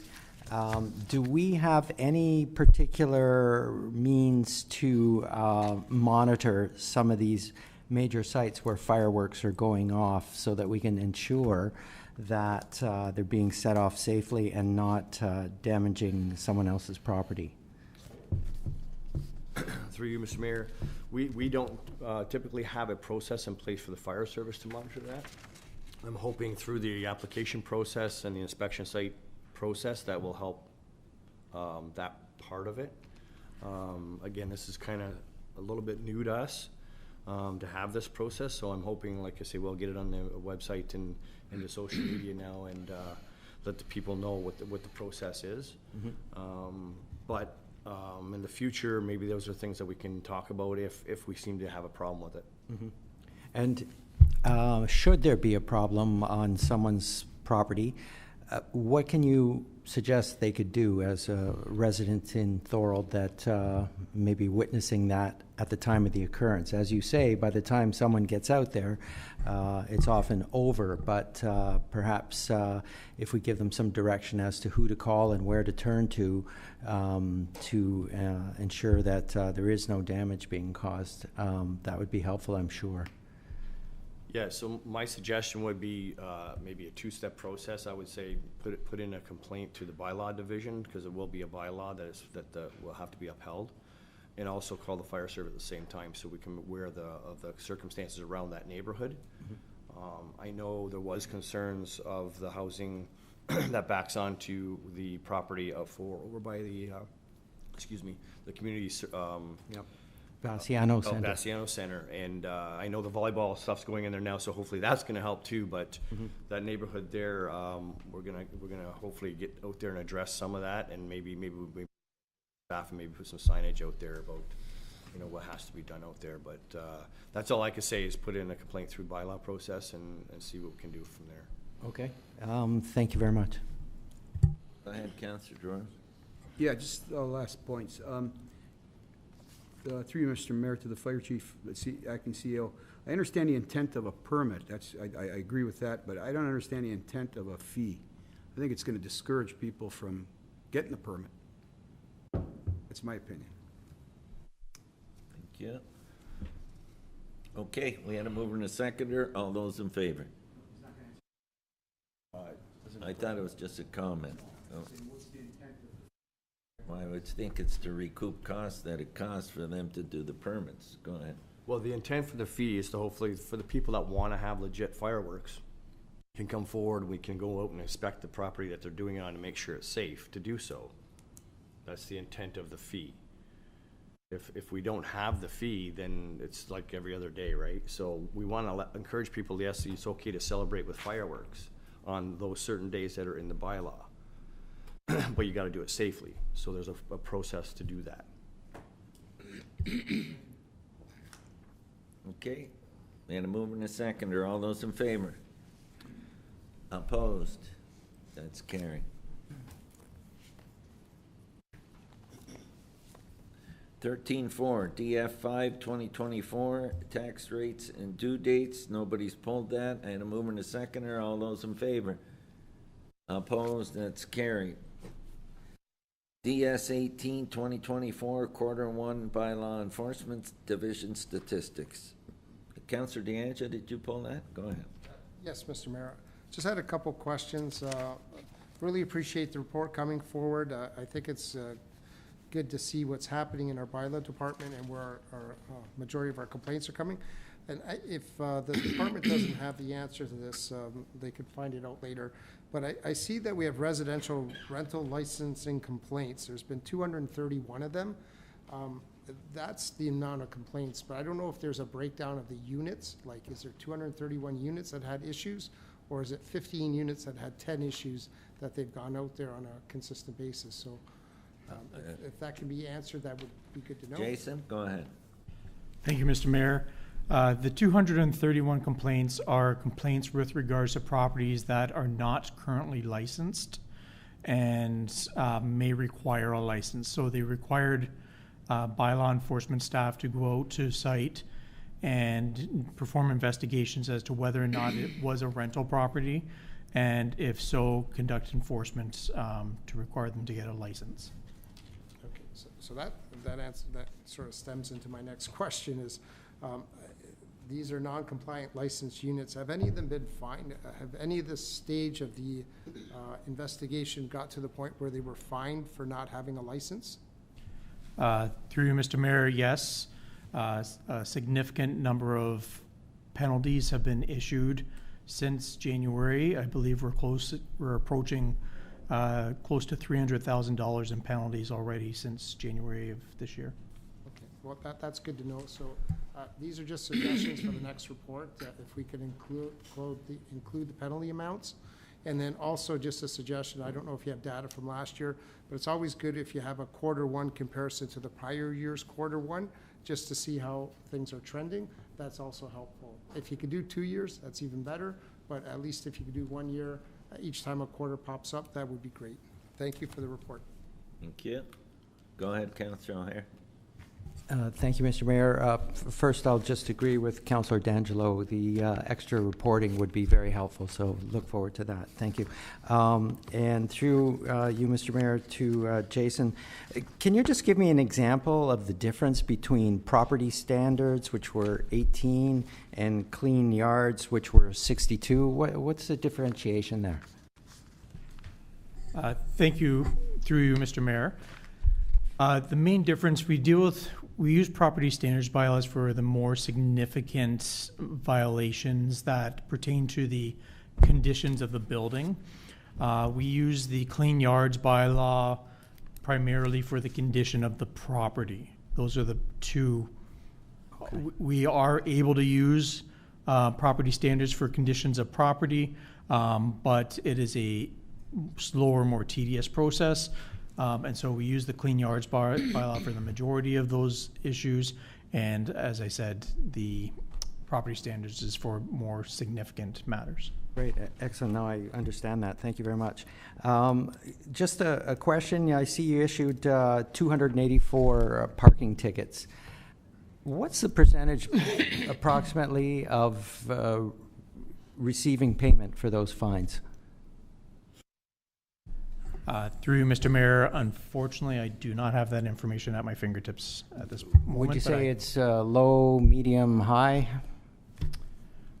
I would say eventually all parking tickets are paid because when someone goes to renew their license, they're unable to do so until all fees are paid. It's just a matter of how long it's going to take before that happens. Okay, great. Thank you very much. And I'll also say as well, great report. Thank you. Okay. Anyone else? Go ahead, Councillor DeAngelo. Yeah, just clarity on the fines that are being issued for the residential rental licensing complaints. Are they fully recoverable to the city, or do they go through the POA court system? Through Mr. Mayor, that's a great question. These are all administrative monetary penalties, so they're 100% recoverable by the city of Thorold. Okay. We had a mover and a seconder. All those in favor? Opposed? That's carried. 13.7. Tender award, 2024 Confederation Sound Barrier Replacement. Who pulled this one? Councillor Sentence, go ahead. Yeah, thank you, Mr. Mayor. Through you, just a quick question. Is this the final phase of the project, Jeff, or is there more to be done after this? Oh, Sean, sorry. Through you, Mr. Mayor, no, I don't believe it's the final phase. I believe we have maybe 1 or 2 more years. Okay, thank you. Go ahead, Councillor DeAngelo.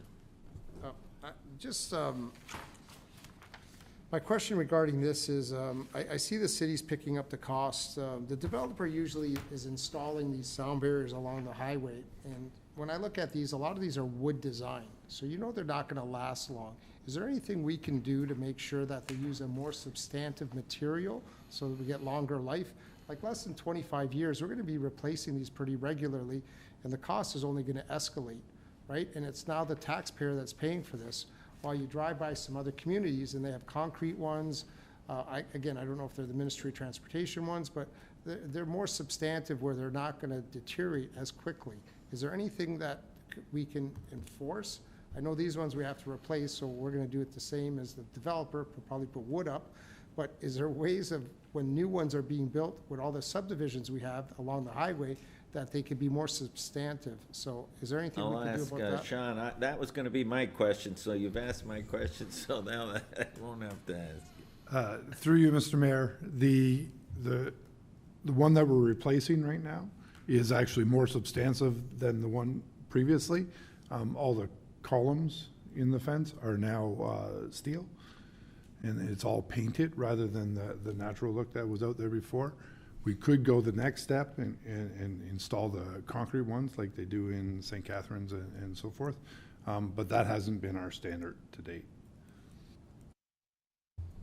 I think we really have to revisit that, and maybe, because the developer's paying for this. The homes that are moving there are paying for this. The homes that are there are benefiting from it. You know, people that live on Queen Street or other parts of Thorold, they're not benefiting by us putting more money into sound barriers that should have been done more substantively at the beginning. So I think that can we make our standards stricter is basically what you're asking. Is that possible? That's something that we could look at implementing. Certainly that is something we can look at implementing. Thank you. Anyone else on that particular item? Okay, we had a mover and a seconder. All those in favor? Opposed? That's carried. 13-8, we had a mover and a seconder. All those in favor?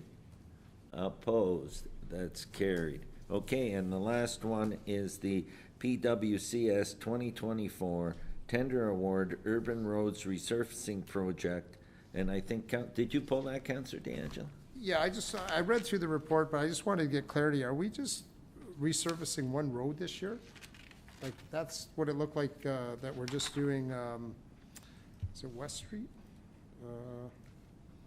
Yeah, whatever street we were looking at. It looks like we were only doing, Queen Street, from St. David's to Water Street. Is that the only urban road that we're doing? I know we have Tar and Chip later, but this is the urban part. Just clarity on that. Sean, can you please speak to them? Through you, Mr. Mayor, that's correct. That's on resurfacing, but we're doing road projects this year, correct? Through you, Mr. Mayor, yeah, we're also doing Broderick and St. David's Road. Yeah, those are main constructions. I'm just wondering, are we putting enough emphasis on road resurfacing, or are we falling behind on some of the other roads because we're not resurfacing them? Because there's others that could use it also. Okay. I got a mover and a seconder. All those in favor? Opposed? That is carried. Okay, now we move on to items for consideration. CLK 2 2024 fees collected under the Municipal Freedom of Information and Protection of Privacy Act. Can I get a mover and a seconder to put it on the floor? I got Councillor Longo and Councillor Sentence. And it's on the floor now, and the clerk's here to ask any. Go ahead, Councillor Hanley. Thank you, Mr. Mayor. 3 years in regards to, is there a fee schedule in regards to the Freedom of Information request and as to what the costing breakdown is? Go ahead, Matthew. Yeah, through you, Mr. Mayor. It's part of the regulations attached to the Municipal Freedom of Information and Protection of Privacy Act. Okay, thank you. But is there any fees associated with it, or the city sets the fees?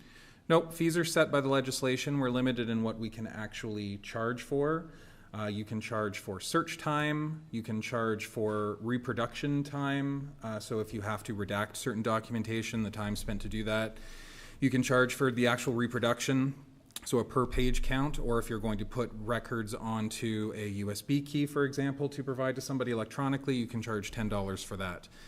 Fees have not been updated since the 90s when they originally came into play, so we're relying on pretty old fee standard at this point. And if fees stayed as they were in the 90s, I thank you for that. Anyone else want to speak to that? Go ahead, Councillor DeRose. Yeah, through you, Mr. Mayor. Just a question. I don't see any input from the finance department. I just wondering if finance could comment on that's. Through Mr. Mayor, I think it's a reasonable approach. Okay, thank you. Okay. Go ahead, Councillor O'Hare. Thank you, Mr. Mayor. Just a comment. I think this is a great way to improve our service here at the city. We have it earmarked in our official plan, and for the fee, it seems like it'll pay for itself quickly and will certainly reduce hours that staff have been using to obtain this information. So I support it fully. Okay. Okay, we had a mover and a seconder. All those in favor? Opposed? That is carried. DF 3, 2024, Water and Urban Service Area Budgets. Can I get a mover and a seconder to put this on the floor? Councillor DeRose and Councillor Longo. Okay, and the report's on the floor now, and there it is. And anyone have any questions? Our Director of Finance is here to answer them.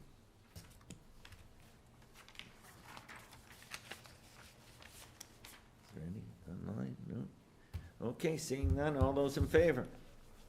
Opposed? That is carried. I guess you did a great job there, Maria.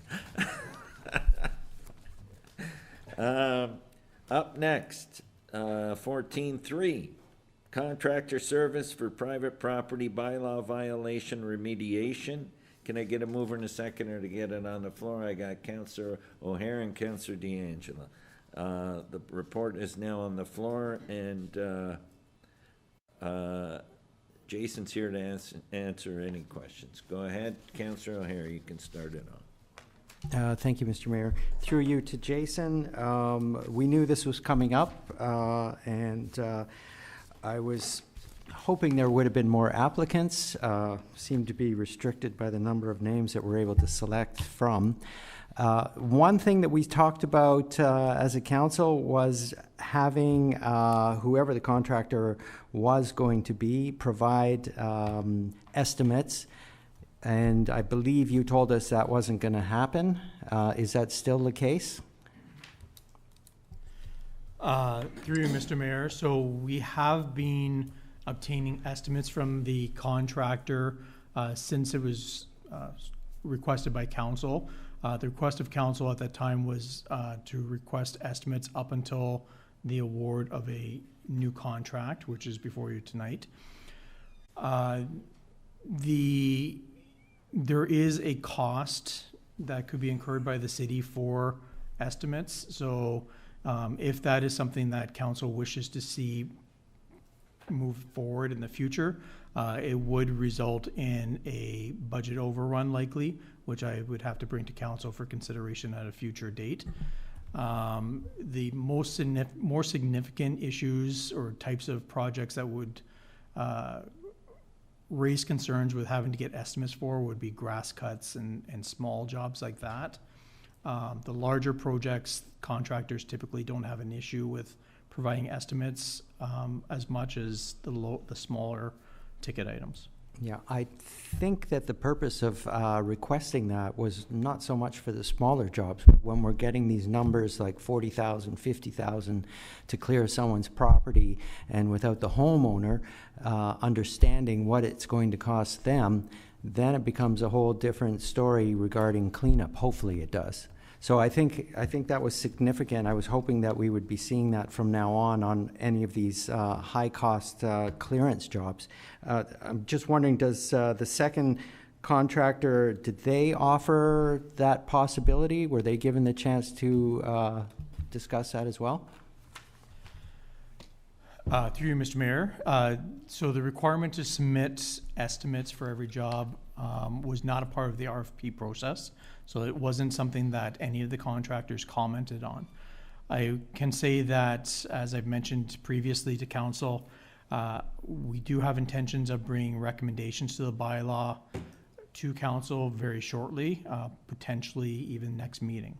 So at that point in time, we'll be looking at processes, getting council's input, and we can have further discussions with regards to estimates at that time.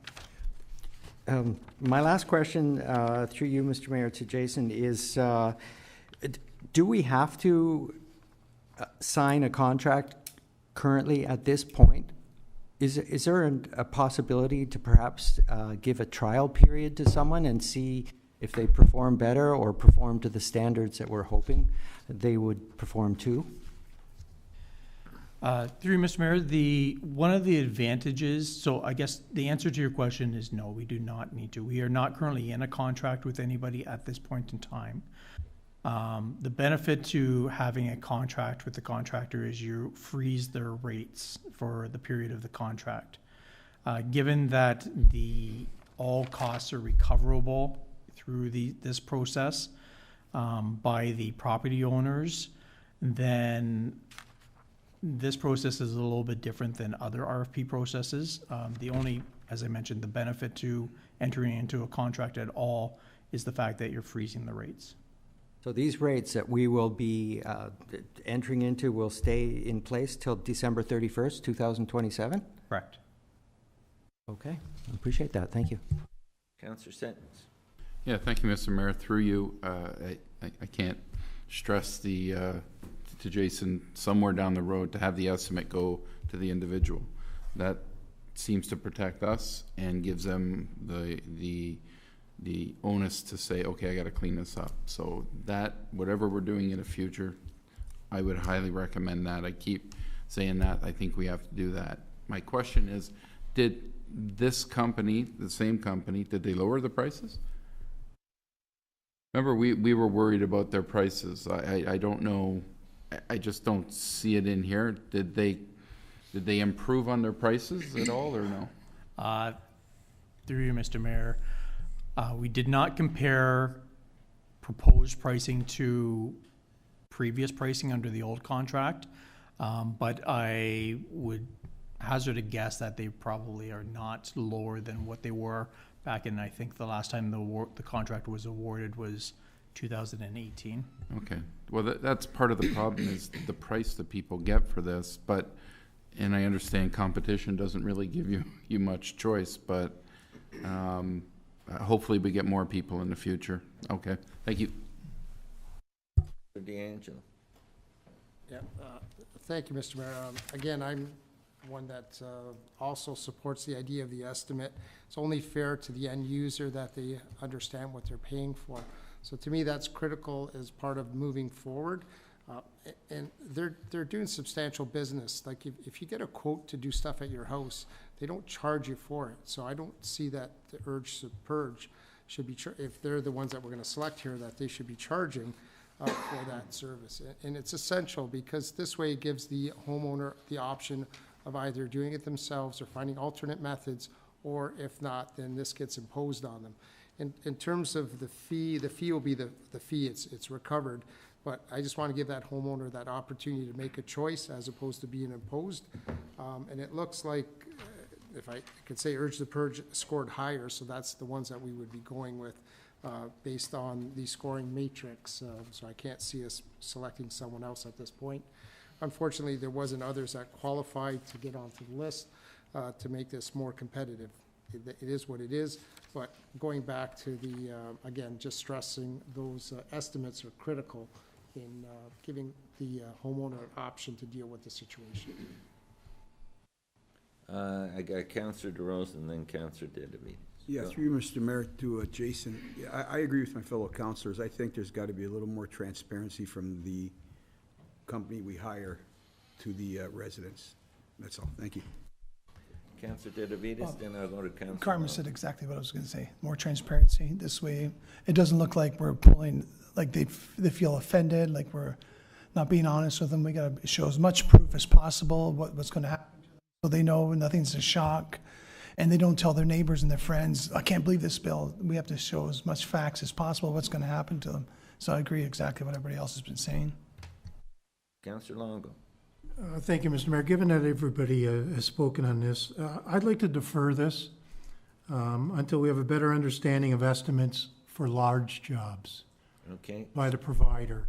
And you can stop me when I have to stop talking. No, that's good. You're going to stop now because you asked for and that's not debatable. So you're going to second that, okay? And all those in favor? Opposed? That's carried. And I think the big question here for Jason is to come back speaking about the large jobs. And then we'll look at it again. Okay? Mr. Mayor, just so, there should be a threshold. We should find out what that threshold is that determines it to be a large job. Okay, well, we'll leave that with him. Yeah, and that's what I'd like to see. Yeah, we'll leave it with staff. Okay, well, that is over. It's deferred. It's coming back, okay? Okay. What do we got next? We got 14-4. PWCS 37 2024 Exotic Car Show Concert Fundraiser Special Event Request. Can I get a mover and a seconder? I got Councillor DeRose and Councillor Ditavides. Okay, that report's going on the floor, and Jeff Holman's here to answer any questions. Go ahead, Councillor DeRose. Yeah, through you, Mr. Mayor. I like staff's recommendations. I agree with it. The only thing I have a problem with, first of all, this is not a nonprofit organization or group. I don't understand why taxpayers would be on the hook for $1,200 of porta potties when it's a ticketed event. I understand the money's going to go to charity, but I still don't agree with the $1,200 for. You know, I make comparisons. I look at a group like the Knights of Columbus, been in Thorold for 101 years. They get $500 in kind per year. And that's why I you know, talking to people in town, that's some of the comments I received. So that's the only issue I have with it, but the report's great, and I do agree with everything but that $1,200. Thank you. Go ahead, Councillor DeAngelo. Thank you, Mr. Mayor. I support this because it's bringing another activity into our community. But as I spoke earlier, I still think we need some information brought back to council regarding the fees. Normally this goes under community grants, and they provide a financial statement, and then we can see what they're generating, how much they're making, and what we should cover. This one's a one-off where they're trying to get this going, so I don't mind helping them out here. But I think our special events coordinator has to be part of this process to bring us back a report to see how the event went, how many spectators were there, you know, bring that information back so we can make some better decisions next year. And also, this is now starting to, where synergies can happen. Like, we're paying for $600 for fencing. Well, this is maybe something our special events coordinator, through the events that are being planned, could come back to council next budget and say, if we spend $10,000 in fencing, we'll eliminate this cost. So every time we have an event, the fence is there. So that's where I'd like to see our special events coordinator, not just doing the events, but also now starting to look at managing some of the requests and what's there and how we can better utilize our funds. The idea is to be more efficient as opposed to buying. I'm using fencing as an example, or a porta potty. It might be a case where, you know, the city may buy a couple of them and it may make more sense. Again, someone has to do some research on that. I think the special events coordinator is probably the best person to be doing that, because they're going to be dealing with this stuff on a constant basis. So I don't know if that's an amendment to this, that we have a post-event report come back, but I'd like to see something on there as item number 3, because too many times we have events, but we don't get the post-report back to council, so we don't know how effective our dollars that we put towards the event became. Dave, can you answer that? Is that something that we can expect as part of this new position? And Thank you. Through you, Mr. Mayor, to Councillor D'Angelo. We can definitely have our special events coordinator work with groups that come forward, post community grants, and work out some of the details, bring back some information to council, try and find some synergies that we can sort of maintain with budget. Yeah, that's excellent news, because I think there will be, as we have more and more events that occur. And yeah, because I know even in here they have staff time. They've allocated 2,000 in the budget, but I'd like to see exactly what that staff time was. Was it more? Was it less? And that needs to come back. I'm not looking for a 20-page report. I'm looking for a very concise 1 or 2 page report that gives the details, so we can make more decisions going forward, and it will help us in budget time next year when we're trying to allocate funds. Thank you. Anyone else? Go ahead, Councillor Didavides. I support this event. I know we're giving them porta potties, fencing, some staff time, but I would like to see some kind of cash donation towards this too. We can become an official sponsor of this event. We could be on signage, advertising, everything. This has a potential of being an annual event. It's the first year, so it's very important to work hard the first year to get off the ground and running. I'm not asking for a lot of money, a couple $1,000, $2,000. It's an involvement and investment in this event will lead to more groups and charities approaching us for Beaver Dance Park. Let's face it, over 20 years, nobody's coming to that park. There's no charities, no big groups running, knocking down our door. And the only way to send a signal out there is to start working with people and invest not a lot of money. I'm not asking for the full shot to $5,000, $2,000. This is going to help the BIA. It's going to help downtown. It's going to help the community. Sometimes you got to spend a little bit of money at the beginning of something to get things rolling. That park's been empty for so long and underused. I think it's important for us to wake up and smell the coffee and get involved and get this park going. Okay, but I do think in this case, Councillor Didavides, that staff met with the group and they come to an agreement that this would work for both groups at this time. I spoke to that report came back at that price. Through you, Mr. Mayor, I spoke to the group also, and they would like to see some kind of cash also. He's going to get a major band, hopefully, from this event. From my experience of doing these events, it's a lot of money, easy over $20,000. It's a great charity that's in our community that helps a lot of schools and a lot of kids. It's not a lot of money, and has a potential of being something great. That every year we can do this. So I know we're doing the porta potties, the fence, and everything else, but some cash contribution towards it is, I think it's good. We should. Other municipalities do that. I know people that do shows in others park, and the city helps them because they know the benefit towards downtown and the BIA, and then to get something going in the city.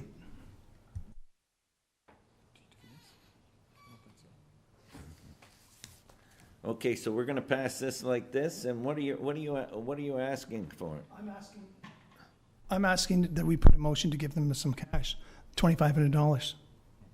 Well, that's a separate motion than this, okay? If you want to do that, you can bring it under notice of motion and bring it next meeting. Through you, Mr. Mayor, so we can't add anything to this? How do you want to handle that? Just that time is ticking. Now you're asking for sponsorship. That's different from what we're doing here. Mr. Mayor, if council wanted to add funding for the event, it would be in order to put that motion forward. To add to the form? It would be in order to do at this meeting. You wouldn't need a notice, is what I'm saying.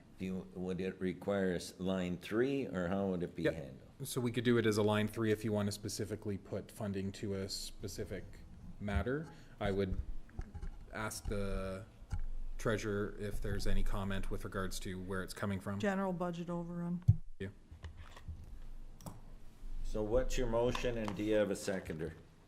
I put a motion to award these guys $2,500 towards this event. For what? To help pay for the cost of getting the band, organizing this event.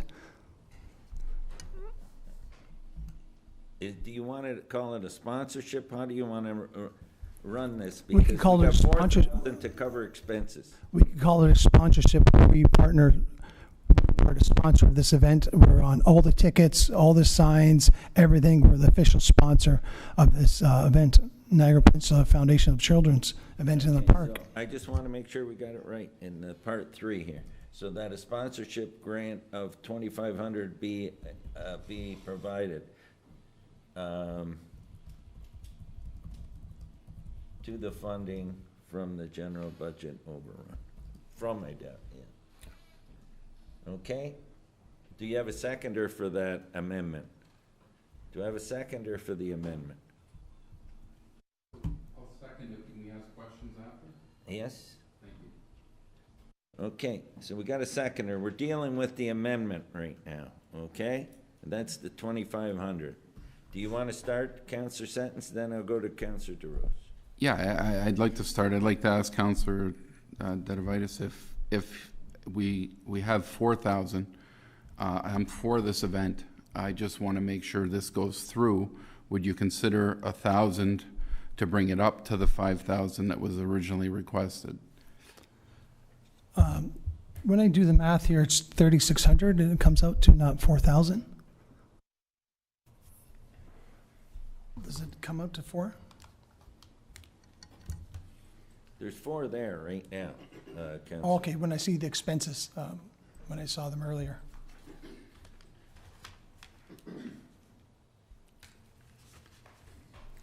Okay, that was a different one I had from before. That's 36. That's 3,600. Yeah, well, it's the wrong. The security fencing's 400.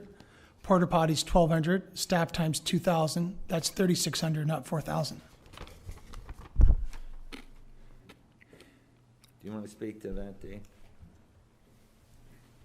Thank you. Through you, Mr. Mayor, without knowing what would be required post-event, we added the additional $400 for staff time following day to clean up the event Sunday morning to make the park safe and accessible again. Okay, so that's why that's why it's 4,000. Okay, that's clarified. Okay.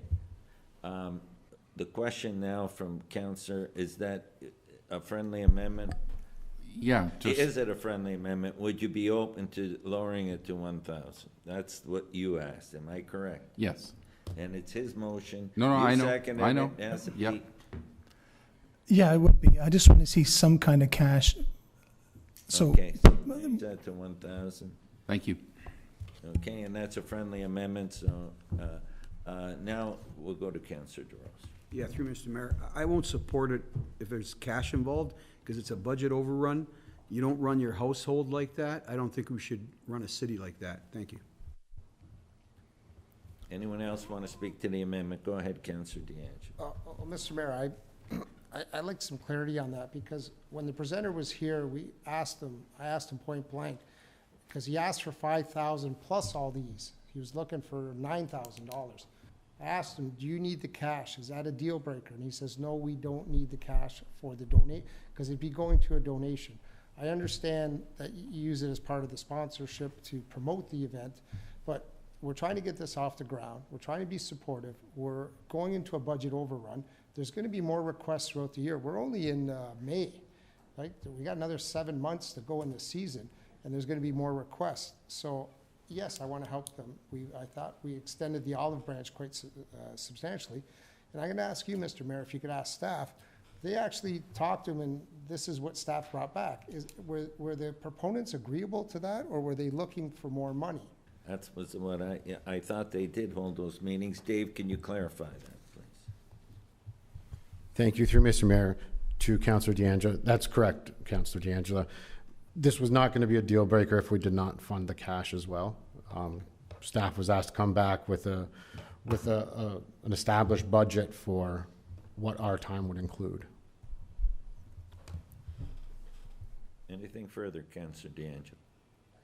No, that sort of clarifies it to me. I would cap it at 4,000, and if we don't use staff time, they could use it, part of that is part of their expenses. So we become part of their budget. So if staff is efficient and does it in $1,600, well then, I'm okay with the 400, giving that to them as part of their cost recovery, because we budgeted for the event. Go ahead, Maria. Through you, Mr. Mayor, the other thing that council may want to consider, nothing against the charity, but should taxpayers' cash dollars be decided upon by council in terms of where they want their philanthropic dollars to go? So that's the other consideration, that, you know, when something is a fundraiser, should we be using cash tax dollars towards a charity? Thank you. Go ahead, Councillor Longo. Yeah, I'm glad the Director of Finance brought that up, because I think that's what's at the heart of the matter here. As a council, and it is a fantastic organization, trust me, they've done things for a family member of mine, but irregardless of who that charity is, we don't decide where charitable giving goes for the taxpayers of Thorold. They pay taxes. They trust us with how we spend their money, and if they want to make contributions to charities, they'll do it on their own. I think we're going far enough here with providing staff time and so on. I think that's enough. They're happy with that. I think we move forward and see how it goes. Thank you. Is there anyone else? Councillor Dedivides. I understand the part about the taxes, but this is help the downtown, the BIA, and you don't run a house like this. I understand that, but a business you do. You always change it, and sometimes you have to good tip into your money. I spoke with him earlier today. That's why I brought this up today. He was really wanted to get some kind of money because the band is very expensive and his expenses a lot.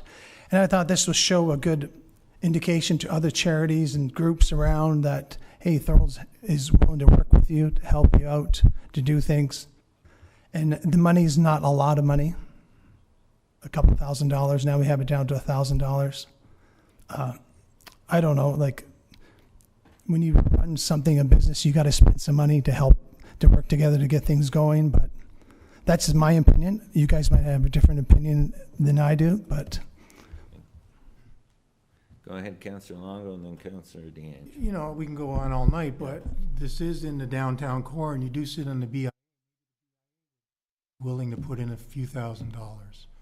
Like, that may be something that you could bring to the next meeting. Oh, yes, Mr. Longo. I talked to BIA also, and they're thinking about doing that. But I was trying to get some money from us, plus the BIA, for this event. Thank you, Councillor DeAngelo. No, Mr. Mayor. Councillor Longo brought up the point. The BIA has funding. I don't know if they have ample funding to do this, but yeah, it's, if they wanted to help this event, that would be great. I think that's, and it goes back to looking at a more comprehensive budget. I know when he came, he asked for a certain amount of money. That's why we came up with staff, working with him to come up with the $4,000. If it had gone through community grants, which it will next year, it'll be more comprehensive application, and then it'll be vetted through the appropriate finance staff before it comes to council, which, you know, is the proper way of doing things. But we want to help this event, and that's why council is rallying around it to provide them the 4,000, the minimum 4,000 at least, right, to get it going. Okay, we've had a good discussion. Go ahead, Councillor O'Hare. Last thing, I just want to say I'll support this simply because I also believe that we should be utilizing this park, fantastic park, and we're not using it enough. This is a great opportunity. I don't see it as a charitable donation in this sense. I see it as an event to draw people down. There will be offshoots to hopefully, as has been mentioned, help out the BIA, but just to bring the community together, create a vibrant downtown. Okay, so we're voting on the amendment, okay? The amendment. All those in favor? Yeah. Can I ask for a recorded vote on the amendment? Yes, you can. Just before we do that, Mr. Mayor, can we do a motion to extend?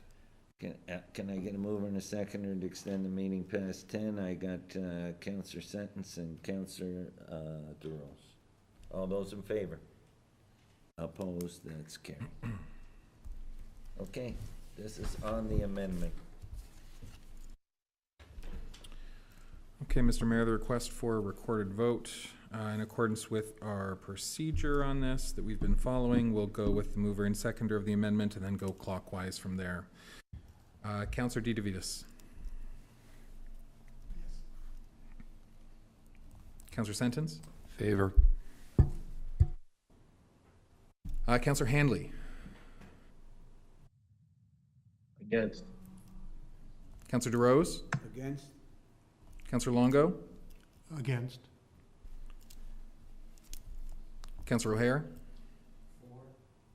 Councillor D'Angela? Against. Mr. Mayor? Against.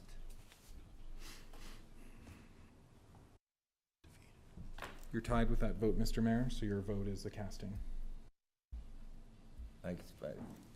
So it's a tie vote, So it's lost, yes. It's lost. Okay, now on the rest of the motion.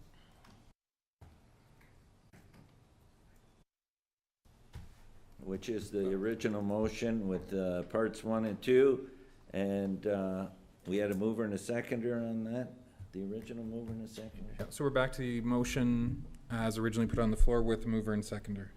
Councillor DeRose and,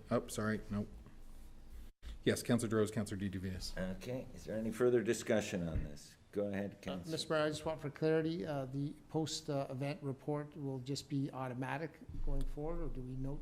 We have it noted as direction to staff. Yeah. Okay, thank you. And it was, Community Services has spoken on it, yeah. Okay, all those in favor? Opposed? That is carried.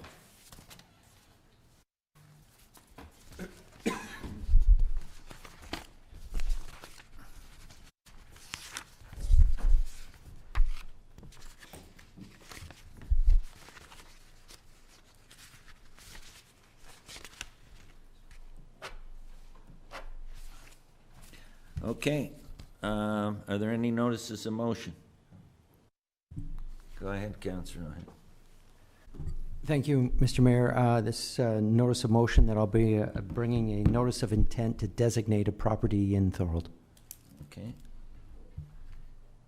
Okay, and now we're going to move on to statement by councillors, and I'll call on Councillor Hanley for his statements. Councillor Hanley, are you there?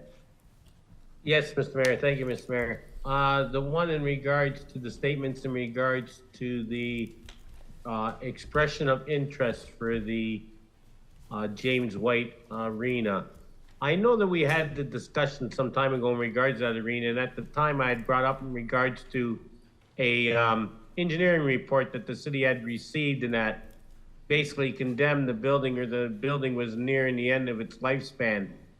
And now we're out with an expression of interest, and I do know at that time that Councilor O'Hare, I don't know if he's ever received it or not, but asked that maybe he could get a copy of that engineering report.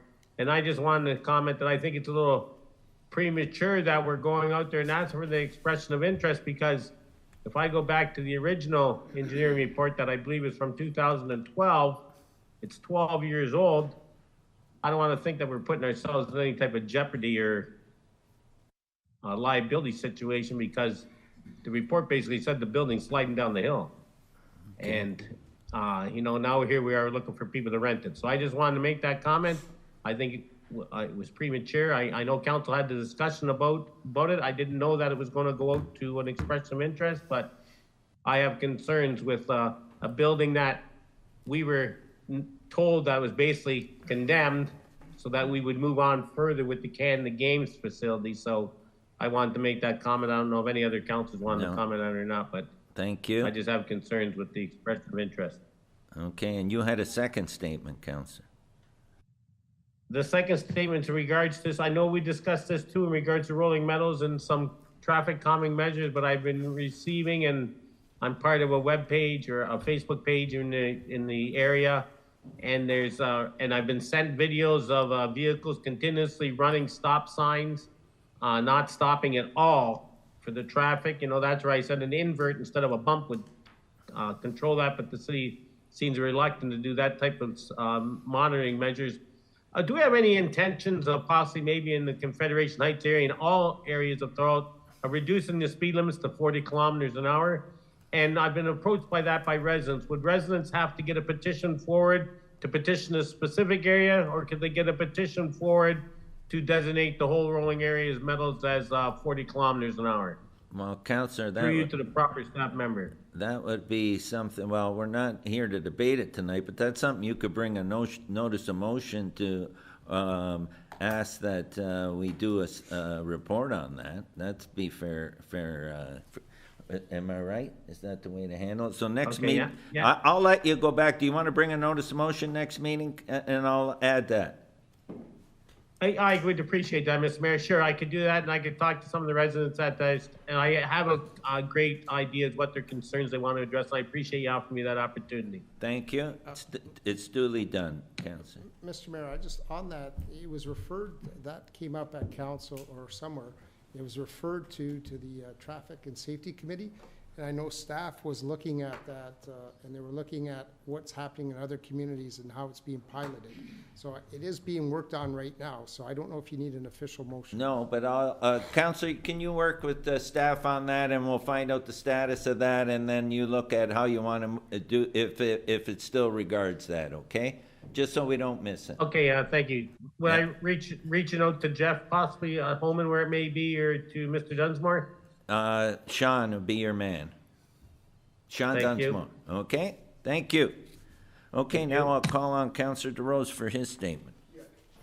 Thank you, through you, Mr. Mayor. I just want to make a statement in regard to individual councilors and staff, certain staff meeting with outside entities without first getting council's directive or approval.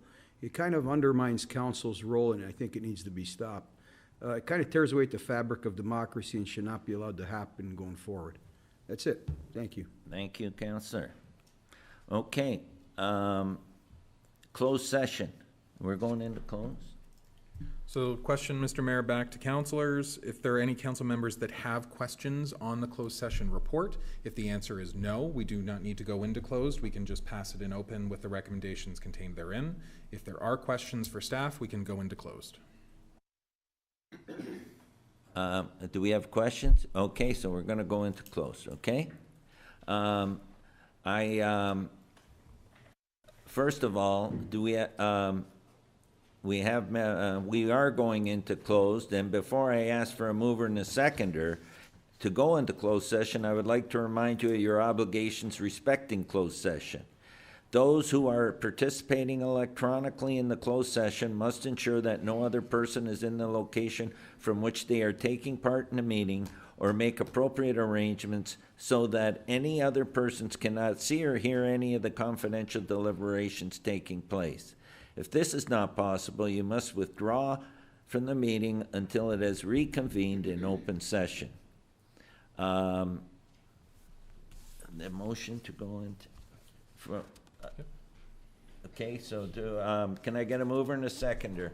I got Councillor Sentence. Can I get a seconder, please? Councillor O'Hare. That council do now move into closed session to receive confidential information respecting a matter respecting a proposed or pending acquisition or disposition of land by the municipality under Section 239(2)(c) of the Municipal Act 2001, property purchase 131 Queen Street South. All those in favor? Opposed? That is carried. Okay, so we'll take a short break while we get switched over.